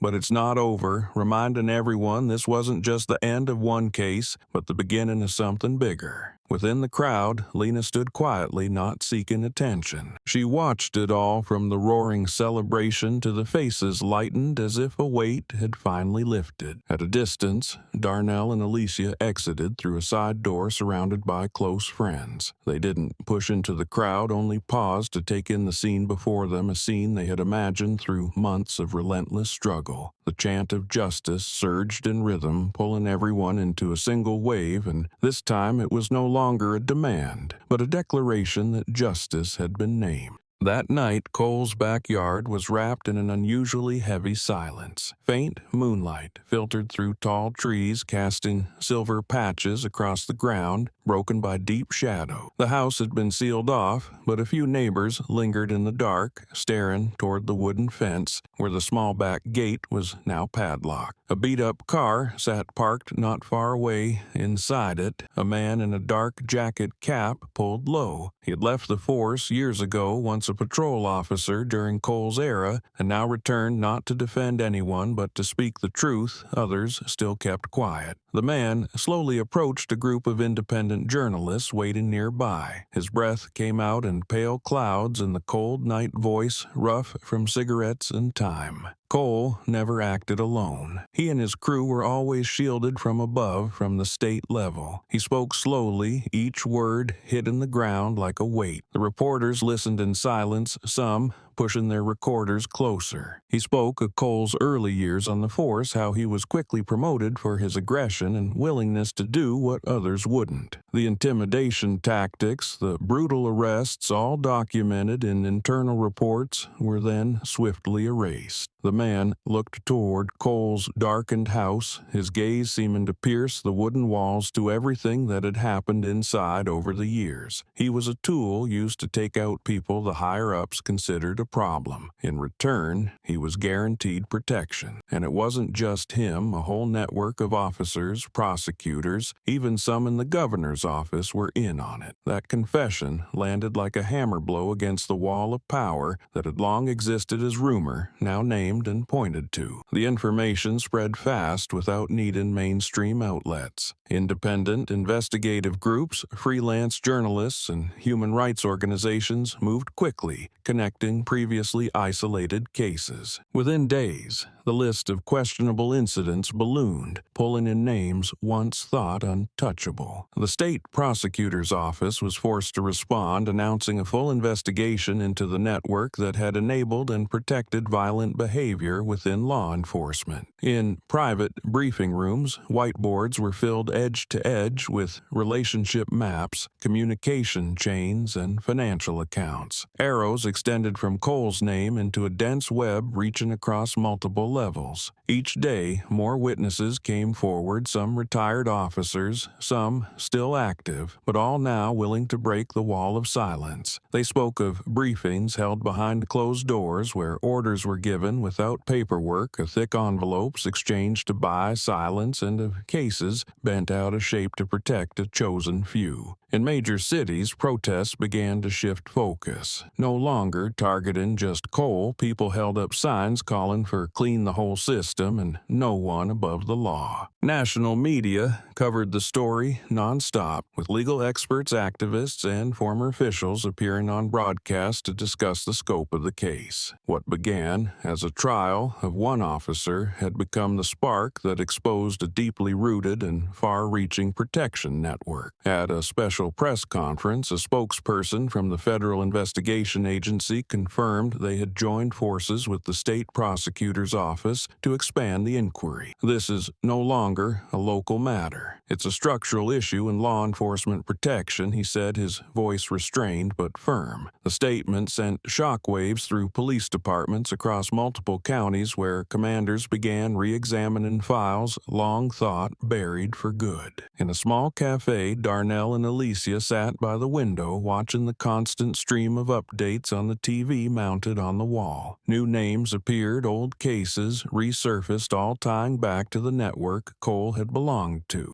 Alicia gripped Darnell's hand, not out of fear, but because they both understood the journey had long surpassed their personal story. What they had lived through was now a piece of a much bigger picture, and that picture was finally coming into view for the public, no longer able to be hidden. In the cold night behind Cole's house, the confession of a former officer was like a lit match dropped into a powder keg. That house, once a place where Cole believed he was untouchable, now stood as a marker for the beginning of a complete unraveling, not of one man, but of an entire system that had endured in the shadows for far too long. As the investigation widened, names from internal reports began falling under scrutiny. In police departments from cities to small towns, the atmosphere grew heavier than ever. Each time a suspension list was released, anxious glances filled briefing rooms and whispered conversations multiplied in hallways. Within weeks, dozens of officers filed for early retirement or resigned not from job fatigue, but from fear that staying meant being dragged into the light with secrets from the past. Some quietly sold their homes and left the state to avoid scrutiny. The others sought private attorneys in preparation for possible summons. Evening news broadcasts showed images of empty desks and sealed filing cabinets alongside commentary that the system was unraveling piece by piece. The silence that had long been an unspoken code among those in uniform had become a burden because anyone could be the next to break it in order to save themselves. It was a collapse, not just of individuals, but of a network built on protection and concealment for years. In the midst of it all, another piece of news broke, triggering a strong wave of reactions. The arrest warrant for Darnell was officially dropped. The prosecutor's office announced that new evidence, including internal records and witness testimonies, showed that his actions took place under extreme pressure from a system rooted in corruption and violence. They called it extraordinary mitigating circumstances, meaning he would not be prosecuted for detaining and tying up the officers involved in the assault on Alicia. As the announcement spread, public opinion immediately split in two. One side viewed it as a recognition that justice sometimes requires action outside the boundaries of the law, especially when official channels have failed. They saw Darnell as a symbol of resistance, proof that one individual could force the powerful to answer for their crimes. The other side considered the decision dangerous, a precedent that allowed citizens to take justice into their own hands. They feared the sympathy for Darnell would encourage violence and undermine the rule of law. On social media, debates ran around the clock. Posts supporting Darnell were often accompanied by photos of him with Alicia, or quotes about standing up to evil, gaining tens of thousands of shares. On the other hand, critical posts warned of chaos if everyone acted as he had, finding support from those who believed justice must be handled in court, no matter how slow or flawed the system might be. Darnell and Alicia did not appear publicly right after the announcement. They chose to remain in a quiet place outside the city following the developments from a distance. For Darnell, the dropping of charges was not a personal victory, but the result of a series of events that had gone far beyond his original intentions. He knew he couldn't change everyone's mind,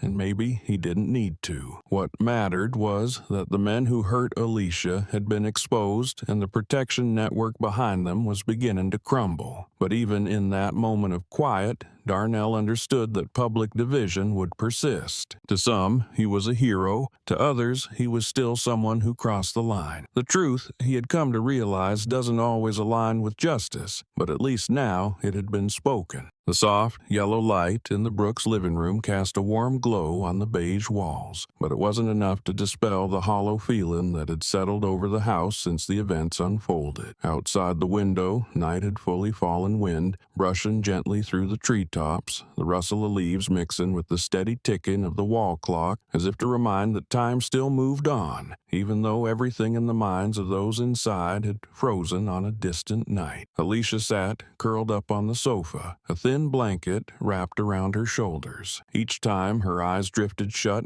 the darkness didn't bring peace. It pulled her backward into blurred but razor-sharp images, the scent of damp earth, the rope tightening around her wrist, Cole's face leaning in under the blinding beam of a flashlight. There were nights she jolted awake, gasping for air, her hands flailing as if to tear away an invisible rope. Darnell had rushed from the kitchen or his study more times than he could count, sitting beside her, laying a hand on her shoulder, but he knew his presence could never erase what was burned into her mind. They had tried everything, therapy, short trips out of town, even rearranging furniture so Alicia wouldn't see anything that reminded her of the past. But memory needed no tangible object to rise up. It crept in through the smallest details, the sound of branches tapping the window during a storm, footsteps passing by the house, or the scent of the forest when the wind blew in from the outskirts. Alicia tried to live normally, cooking, reading, but sometimes mid-conversation her gaze would drift, slipping from the present and becoming trapped somewhere deep inside her fear. Darnell noticed everything, quietly tracking each subtle shift in his wife. He knew Alicia was strong, but that strength was being worn down day by day. He also knew he was changing too. Since everything happened, he couldn't maintain the same friendships as before. The friends he used to play basketball with every weekend, who sat with him at bars talking about the latest game, were now just names in his contact list. It wasn't that they had turned their backs on him, but rather that he had stepped into another world, one where trivial conversations could no longer hold him. Sometimes they still called, invited him out, but Darnell usually declined, citing busyness or not feeling ready. The truth was, every time he imagined sitting in a crowd hearing laughter and idle talk, he felt like an outsider. In his mind, smiling faces were overlaid with the contorted ones of men tied up in the woods, or the vacant stares of those who once believed they would escape. He carried an invisible distance within him, something that kept him from returning to the normal world even though he longed for it more than anything. The Brooks living room remained the only place where he felt no need to hide anything. Here, between the silent walls, he and Alicia could exist as two people who had lost a part of themselves, still trying to stitch it back together with each other's presence. Darnell often sat in the chair across from her, a book open, but unread eyes fixed on Alicia to make sure she wasn't slipping into another panic spell. He recognized their emotional scars weren't the same. Hers were the nightmares and sudden jolts. His was the gradual detachment from everything that once defined who he was. Some nights when Alicia had fallen asleep, Darnell stayed behind, listening to the wind slipping through the cracks in the door, thinking about how they had gotten here. Not to this house, but to this state, a gray zone between safety and loss, where they had escaped the spiral of danger only to carry it like a shadow that never left. He knew time could heal physical wounds, but the images in Alicia's mind wouldn't fade that way. Just like the distance between him and his old friends, it wasn't something a few words or brief reunions could erase. The soft yellow light in the living room still gave off a gentle warmth. Darnell understood it only existed within these four walls. Outside, the world remained a place where every sudden noise could spark a nightmare, where every unfamiliar glance could put Alicia on edge, and where he still felt like he was walking the thin line between an ordinary citizen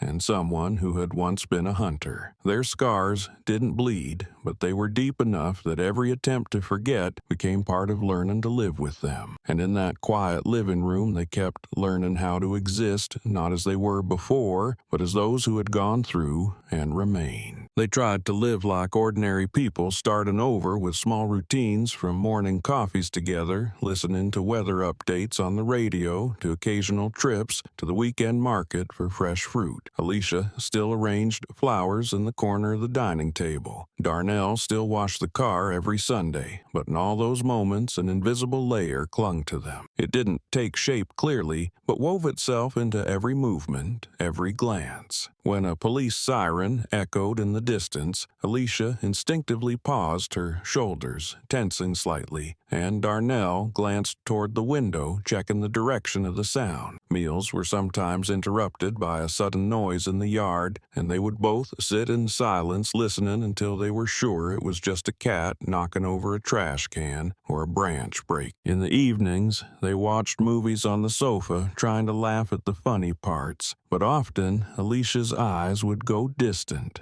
as if she were seeing through the screen into a different kind of darkness. Darnell noticed, but never interrupted or pointed it out. He just moved closer, his hand resting gently on hers, letting the touch be a tether to the present. Occasionally, they talked about the future, about possibly moving farther away or starting a new job, but then the conversation would drift into silence. Neither wanted to say it, but both knew that distance couldn't erase what had been etched so deeply into their minds. When winter came, the evenings grew longer, darkness arriving earlier, and in the dim yellow glow of the streetlights filtering through the curtains, Darnell saw more clearly than ever the tension in Alicia's posture. She had learned to smile when neighbors dropped by, but once the door closed, the smile vanished as quickly as if it had never been there. He was no different still, the calm man on the outside, yet always holding a quiet readiness within, as if the smallest signal could mean he had to get up. The question of safety was never said out loud, but it hung between them like a thin wire. One night, as Alicia sat by the window looking out at the foggy yard, she asked quietly, her voice so low it nearly blended with the ticking clock, "Are we really safe now?" Darnell didn't answer right away, his eyes scanning the quiet street beyond, where scattered lights lit the empty road. He wanted to say yes, wanted to assure her it was all behind them, but he knew that would only be a thin layer covering the truth that the world still held dangers no one could fully control. Instead of a promise, he reached for her hand, gripping it the way they had done so many times before, to say that whatever the answer was, they would face it together. In that silence, the wind slipped through the door frame. A tree branch brushed lightly against the wall, and both of them understood that some darkness would always exist, but the important thing was they no longer had to face it alone.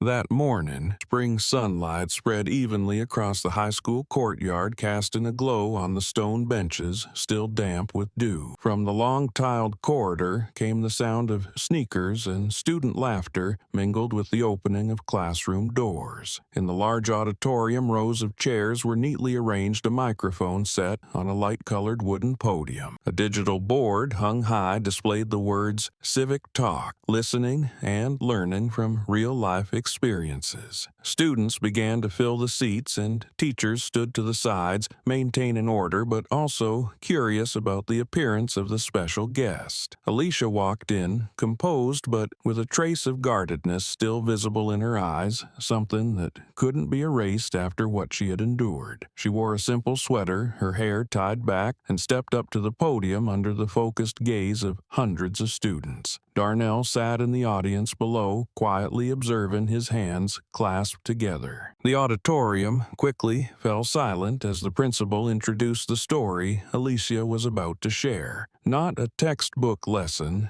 but a truth marked into her body and mind. Alicia took a deep breath and began to speak without softening or hiding the brutal details. Her voice was steady and clear, each word measured, giving students time to picture what she described. She spoke about the night on the deserted road, the flashlight shining into her eyes, the cold rope tightening around her body, and the moment she thought she'd never see the sunrise again. The low whispers gradually faded faded completely as the story deepened, leaving only the sound of pens scribbling notes across scattered sheets of paper. She also spoke about the time that followed the nightmares, the times she jolted awake, and how Darnell was always there, even as he carried invisible scars of his own. Alicia didn't hide the truth that fear still lingered even after justice had been served. You might think that when the court gives its verdict, everything ends, but for a survivor, that's only part of the journey. Her words made the youthful eyes before her soften, listening more intently now. When Alicia finished, the teacher invited questions from the students. A hand rose from the middle row, a tall, slender boy whose voice trembled slightly, but whose gaze was steady. "If it were you, sir,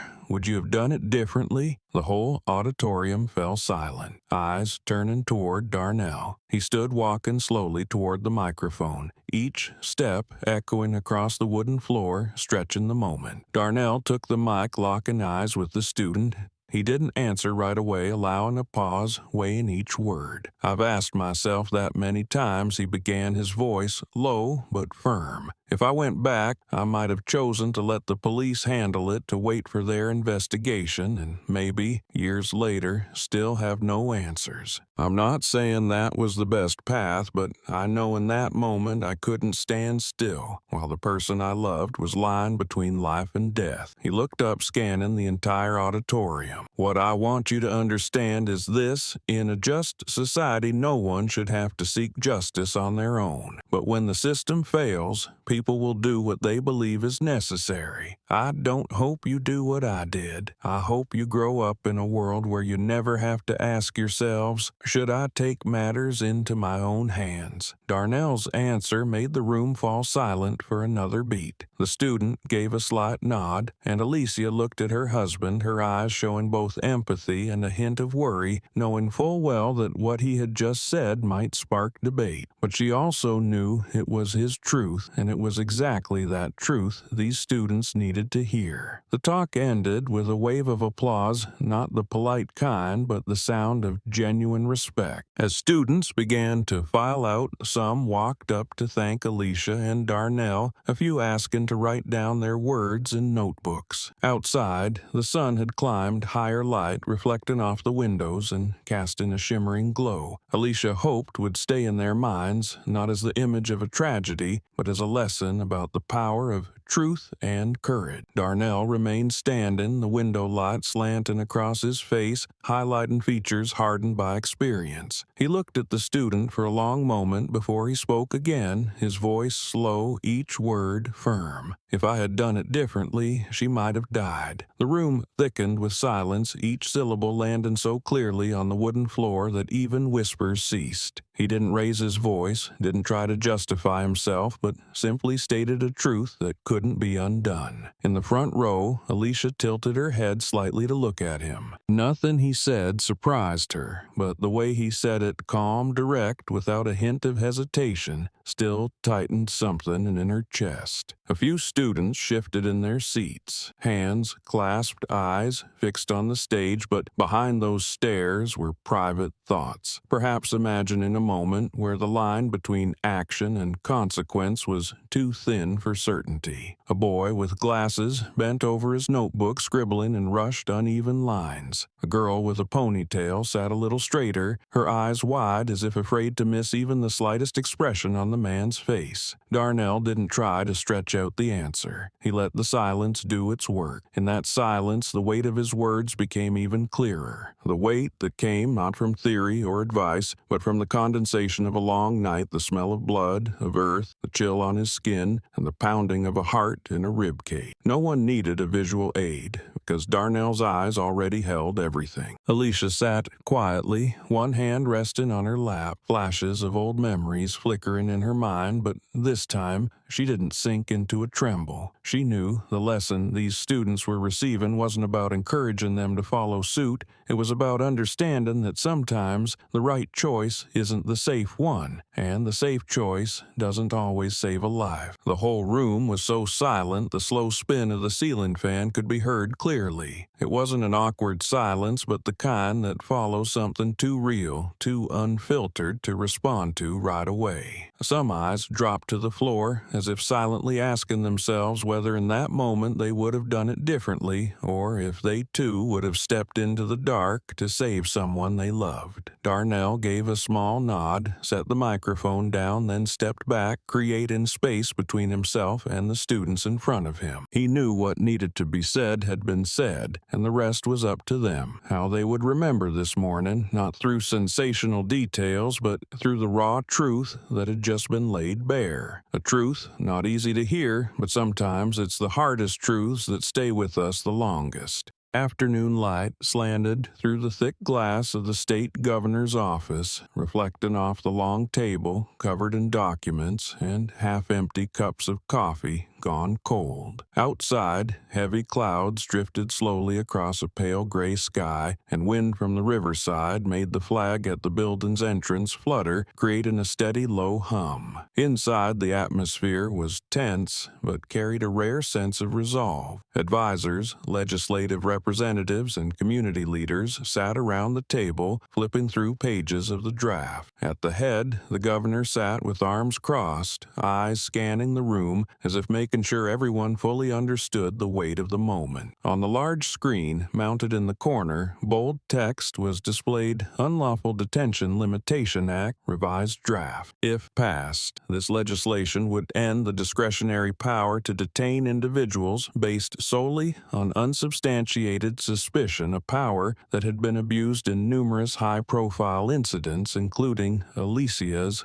case. The new provisions required that any detention be officially documented, verified by an independent supervisor, and subject to strict oversight by external agencies. A young female legislator stood, her voice clear and charged with emotion, as she cited statistics on warrantless detentions that had resulted in violence or human rights violations over the past decade. These weren't dry numbers, she said, but real stories, real faces, and unhealed wounds. She closed with a sentence that brought the room to a hush. We cannot ask for the people's trust if we aren't willing to put limits on our own power. After the legal discussion, the meeting moved to the second proposal, anti-bias and discrimination training program. The presentation slides displayed a series of images and content from mandatory courses for all new officers to regular training sessions for the entire force. Sociologists, psychologists, and individuals who had once been victims of prejudice would lead the sessions. The goal was not merely to inform, but to push each person to reflect on their own perceptions and behaviors. A former police officer, now a reform advisor, shared his experience from within the force. He spoke about how implicit biases, often unacknowledged, could seep into every decision, from who gets asked for ID to how conflicts are handled. His voice dropped as he reminded the room that unless those biases were confronted directly, they would keep resurfacing in new forms, even under the appearance of being by the book. The governor listened without interruption, occasionally jotting down a few notes. When all the opinions had been shared, he slowly rose to speak. His voice was steady, not loud but clear, affirming that these were not symbolic reforms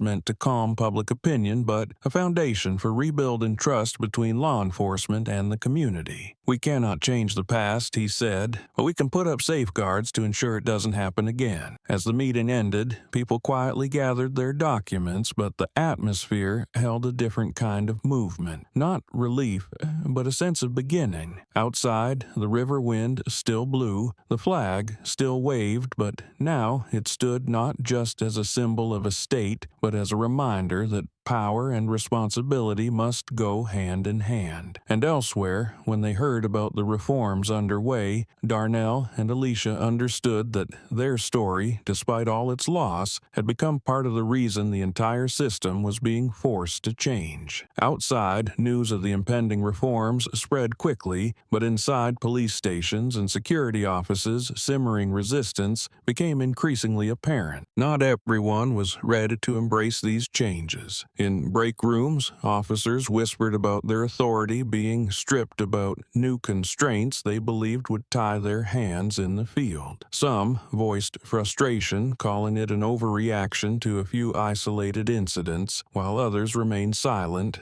though their eyes betrayed dissatisfaction. A few small police associations sent letters of protest to the governor's office, accusing the reforms of weakening the ability to protect the community. Internal meetings grew tense. Conservative rhetoric mingled with genuine concern, and beneath the official statements, a complex undercurrent took shape. Darnell did not engage in those debates, but the news found its way to him. One afternoon, while repairing a wooden table on the porch, he received a call from someone on the Reform Advisory team. The voice on the other end was warm and earnest, inviting him to serve as a special advisor for the new training program, convinced that his experience and story could make a powerful impact. The offer came with respect and sincerity, along with the assurance that he would have full authority to shape the course content. He sat still and listened to everything, eyes fixed on the yard where the afternoon sunlight stretched across patches of green and yellowed grass. In that moment, he imagined himself standing in front of a classroom full of young officers, recounting every detail, forcing them to confront what the system could become if left unchecked. But the image quickly faded, replaced by a wave of exhaustion, partly because he knew changing the mindset of an entire institution couldn't happen in a few training sessions, and partly because he was simply too tired to keep standing in the eye of the storm. When the caller paused for a response, Darnell spoke slowly. "I appreciate the offer, but I just want peace." There was a beat of silence on the other end, followed by a reply tinged with disappointment, but no attempt to persuade him further. They understood that for Darnell, stepping away from the spotlight wasn't retreat, it was the only way to preserve what little peace he had left. He set the phone down, leaned back in his chair, and took a deep breath, letting in the scent of wood and fresh sunlight. In the distance, Alicia was watering the flowers along the porch, her hair catching the light. He knew his choice might disappoint some, but for him the mission was no longer to lead an entire force toward change. It was to protect this small space where they could live without having to constantly revisit old wounds. And, amid the waves of reform and resistance out there, that decision was his quiet affirmation that sometimes preserving personal peace is also a form of survival. That afternoon, the community center hall glowed under bright lights, its large windows open to let in a breeze carrying the scent of early spring flowers. People came and went in a steady stream, but the atmosphere remained quiet, each step carrying in a sense of quiet reverence. This year's community photo exhibition was unlike any before, not just a display of beautiful moments or artistic shots, but a space of remembrance where real stories were placed right in front of everyone. At the center of the room, on a pristine white wall, hung a large photo of Alicia on that fateful night, a moment reconstructed from her memory and investigative details. The gnarled tree trunk was captured in full texture, the ropes bound around her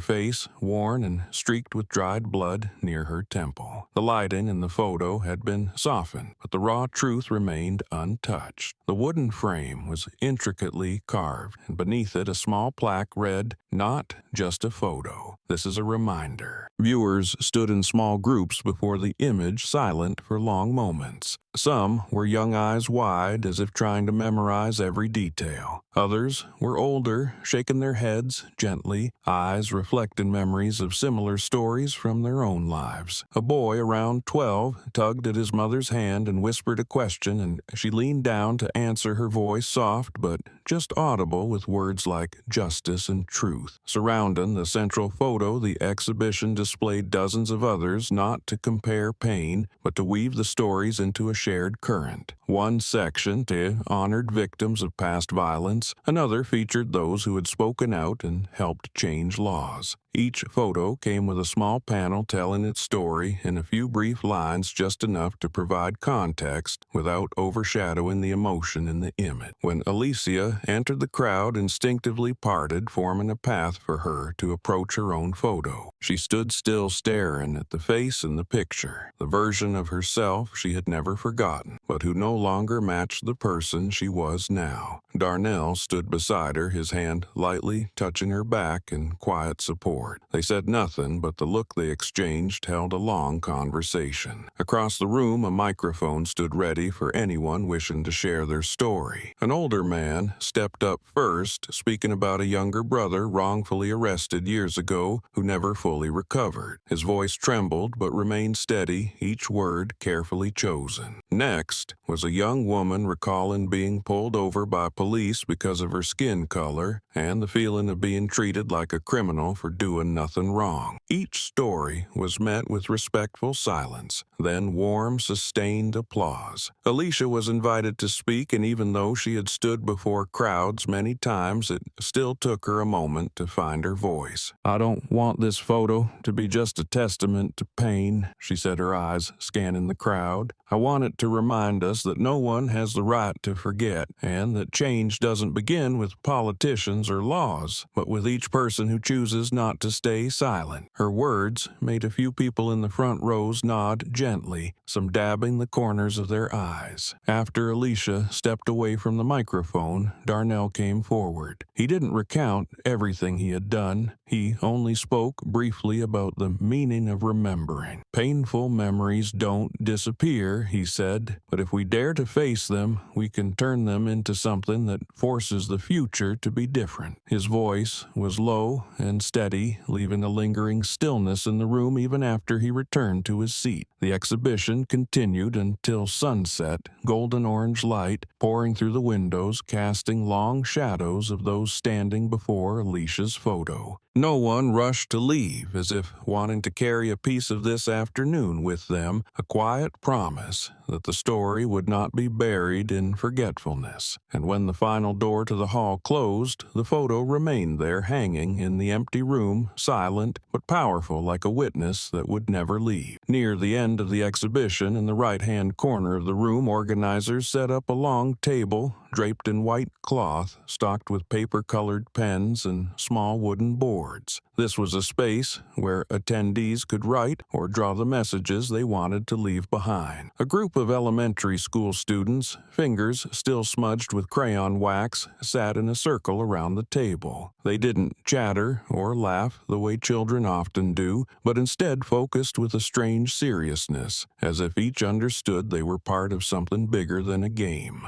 A girl around 10, her hair in twin braids, carefully wrote on a red card in slanted handwriting, "Never again." The letters were uneven, a few strokes shaky, but when she put her pen down, the whole group looked at it and nodded. A boy beside her added a small heart in the corner, then slid the board toward the organizer. Before long, dozens of messages sat side by side, vibrant in color but unified in spirit, a promise from young hearts that they didn't want the world to repeat what the photo at the center had shown. One read, "We protect each other." Another was simpler, just a drawing of an open hand shielding a flower. Some didn't write words at all, but drew scenes a lit house in the dark night with the word "safe" written underneath. Each board, whether rough or neatly crafted, held a purity that even the adults found themselves learning from. The soft murmurs of the children blended with the slow footsteps of visitors. Some parents stood behind their kids, resting a hand on their shoulder occasionally, leaning down to whisper something as if to emphasize that the words written here weren't just a temporary assignment, but something they should carry with them as they grow. The atmosphere in that corner of the room felt gentler than the rest of its exhibition, yet just as meaningful, like an underground stream quietly nourishing hope from the roots. Across the room, Darnell leaned against the wall near a large window, distant from both the center display and the message table. He didn't step closer, didn't join the flow of people surrounding Alicia's photo or the children writing their pledges. From where he stood, he could take in the entire scene, the golden light falling across attentive faces, the reds blues and yellows of the message board standing out against the white tablecloth, and the small shoulders of children hunched together in quiet discussion. His eyes lingered a little longer on the board with the words, "Never Again Now," hanging in the corner beneath Alicia's photo. He stayed silent, but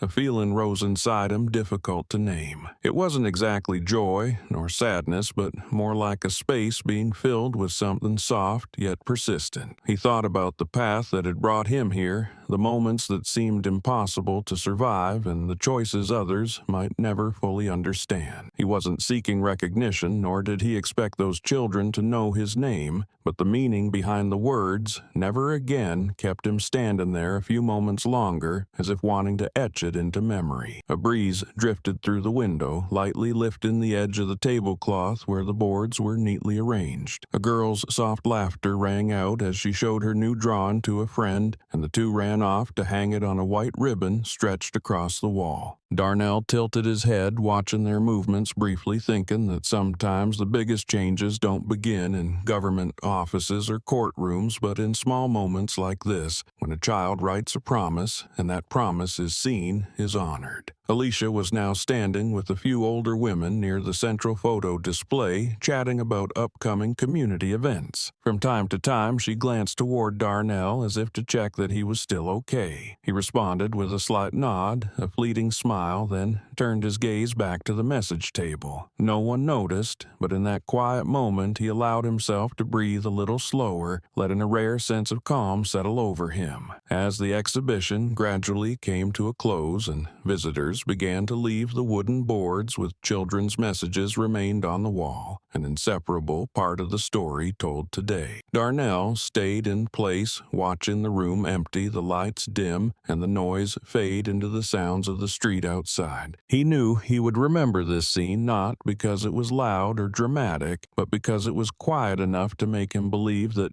maybe what he had endured and done could lead to something else, something stronger than hate, even if he never spoke a word about it.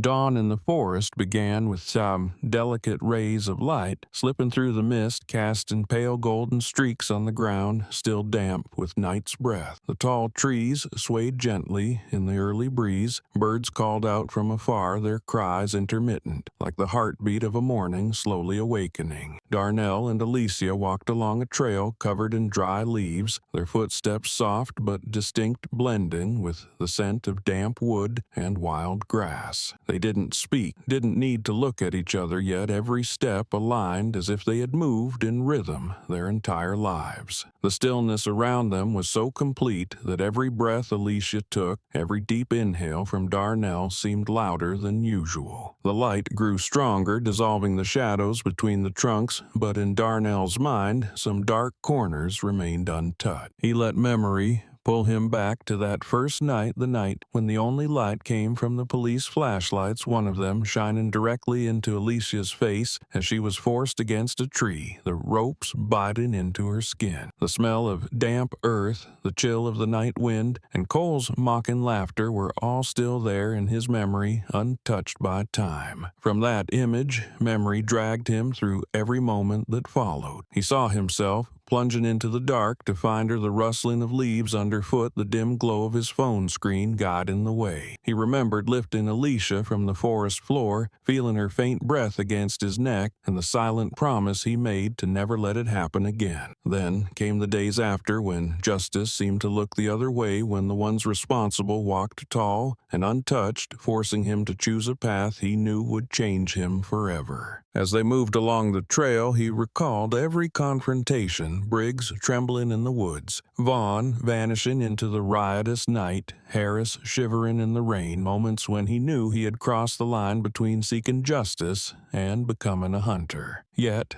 woven through those heavy memories was Alicia's face, her eyes looking at him not only with gratitude, but with the fear that he might never be able to return to the man he once was. When the morning light had finally burned away the last of the mist, Darnell realized how far they'd walked. The trail opened to a clearing where sunlight poured down, turning dew on the grass into sparkling glass beads. Alicia stopped, taking a deep breath to let the fresh air fill her chest. Darnell stood beside her, eyes fixed on the distant horizon where forest met sky. In that moment, he saw that everything they had been through was not a scattered series of events, but a single unbroken current that had carried them from the depths of darkness to this place of light. They still hadn't spoken, but there was no space between them. What needed to be said had long been said, and the rest was simply being there together. Darnell knew the memories would never disappear, just as the scars inside Alicia would always remain. But this morning's dawn gave him the sense that they had learned how to carry those things without being consumed by them. The birds above changed rhythm, as if signaling that a new day had truly begun. Darnell turned to look at Alicia, the light shining through her hair, forming a soft halo. She smiled, a smile not completely free of sadness, but enough for him to know they had stepped out of the darkest part of this story. He gave a slight nod, a new promise, not spoken aloud, that from this point forward, whatever lay ahead, they would walk it together. And then, in the early forest dawn, as the light spread wide, Darnell felt it most clearly. Everything had left its mark, but it was those very marks that reminded them they had survived. The morning light streamed through the trees, falling to the ground in warm golden streaks, but the chill still clung to the dry leaves underfoot. Darnell and Alicia kept walking, their footsteps sounding evenly against the damp earth, blending with the quiet murmur of a forest waking up. The narrow path wound between old tree trunks, leading them deeper into the deep green. No words were spoken, but each step felt like a silent conversation continuing, thoughts left unspoken. Darnell watched the shifting light on the forest floor, thinking of everything that had passed, of rage, of the hunger for justice, and of how everything had forced him and Alicia to become different people. He knew that no matter the dawn or the fresh breeze within them, still lived shadows that would never fully vanish. As they turned a bend, the light ahead suddenly grew brighter, as if the path was opening into a sunlit clearing. Alicia took a deep breath, letting the scent of sap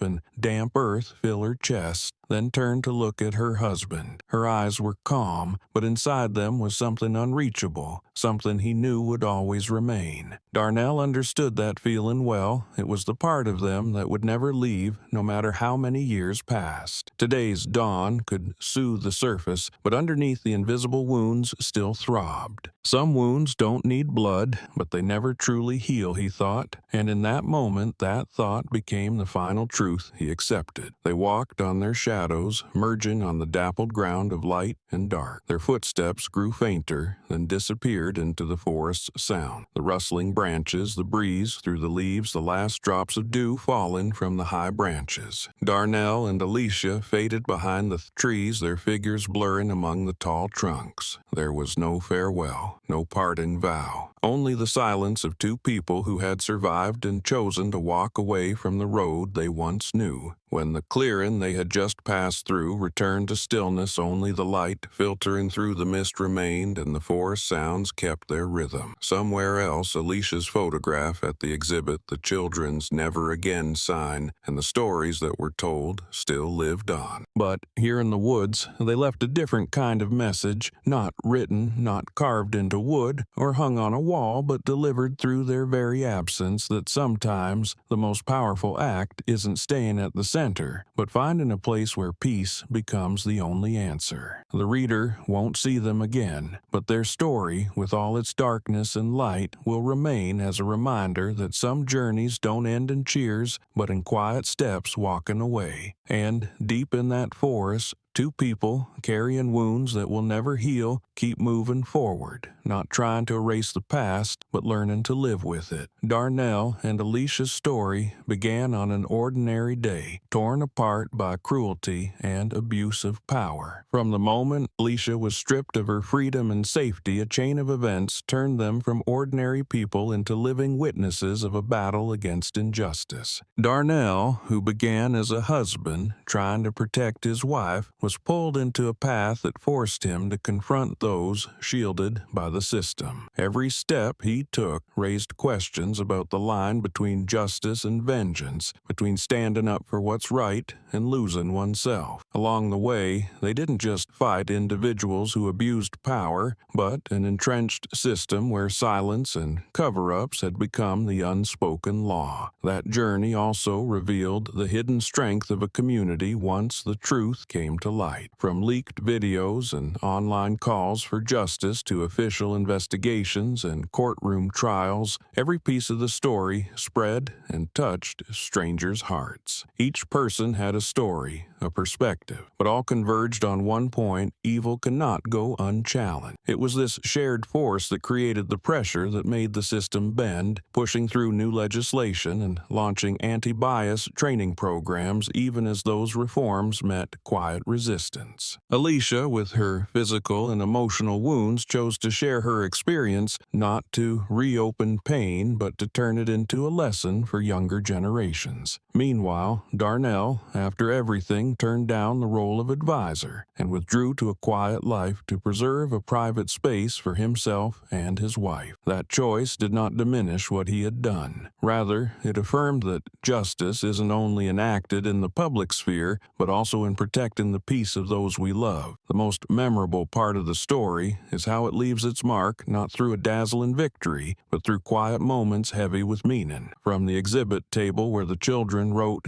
"Never again" to the morning when they walked deep into the forest, disappearing into the sunrise, the message was clear. Memory can be painful, but if remembered and passed on, it becomes a shield for the future. The lesson drawn from this story isn't just about the courage to confront evil, but about the strength to face the truth even when it hurts. It reminds us that justice doesn't always come from grand buildings or powerful titles, but sometimes starts with one person's resolve, with one voice willing to speak up, with a look that refuses to bow. More importantly, it shows that lasting change doesn't come only from eliminating what's wrong, but from nurturing what's right, awakening compassion, empathy, and the instinct to protect one another. Darnell and Alicia walk through thick darkness to find a different kind of light, not the light of triumph, but the light of survival and continued movement. They didn't forget the past, but they didn't let it drown them either. And perhaps that is the deepest message. Real strength isn't about never falling, but about rising again and carrying the scars as proof that you made it through. Their story, even as it closes, remains as a reminder that some wounds don't need blood, but they never truly heal. And it is that act of remembering that keeps us alert, resilient, and more human.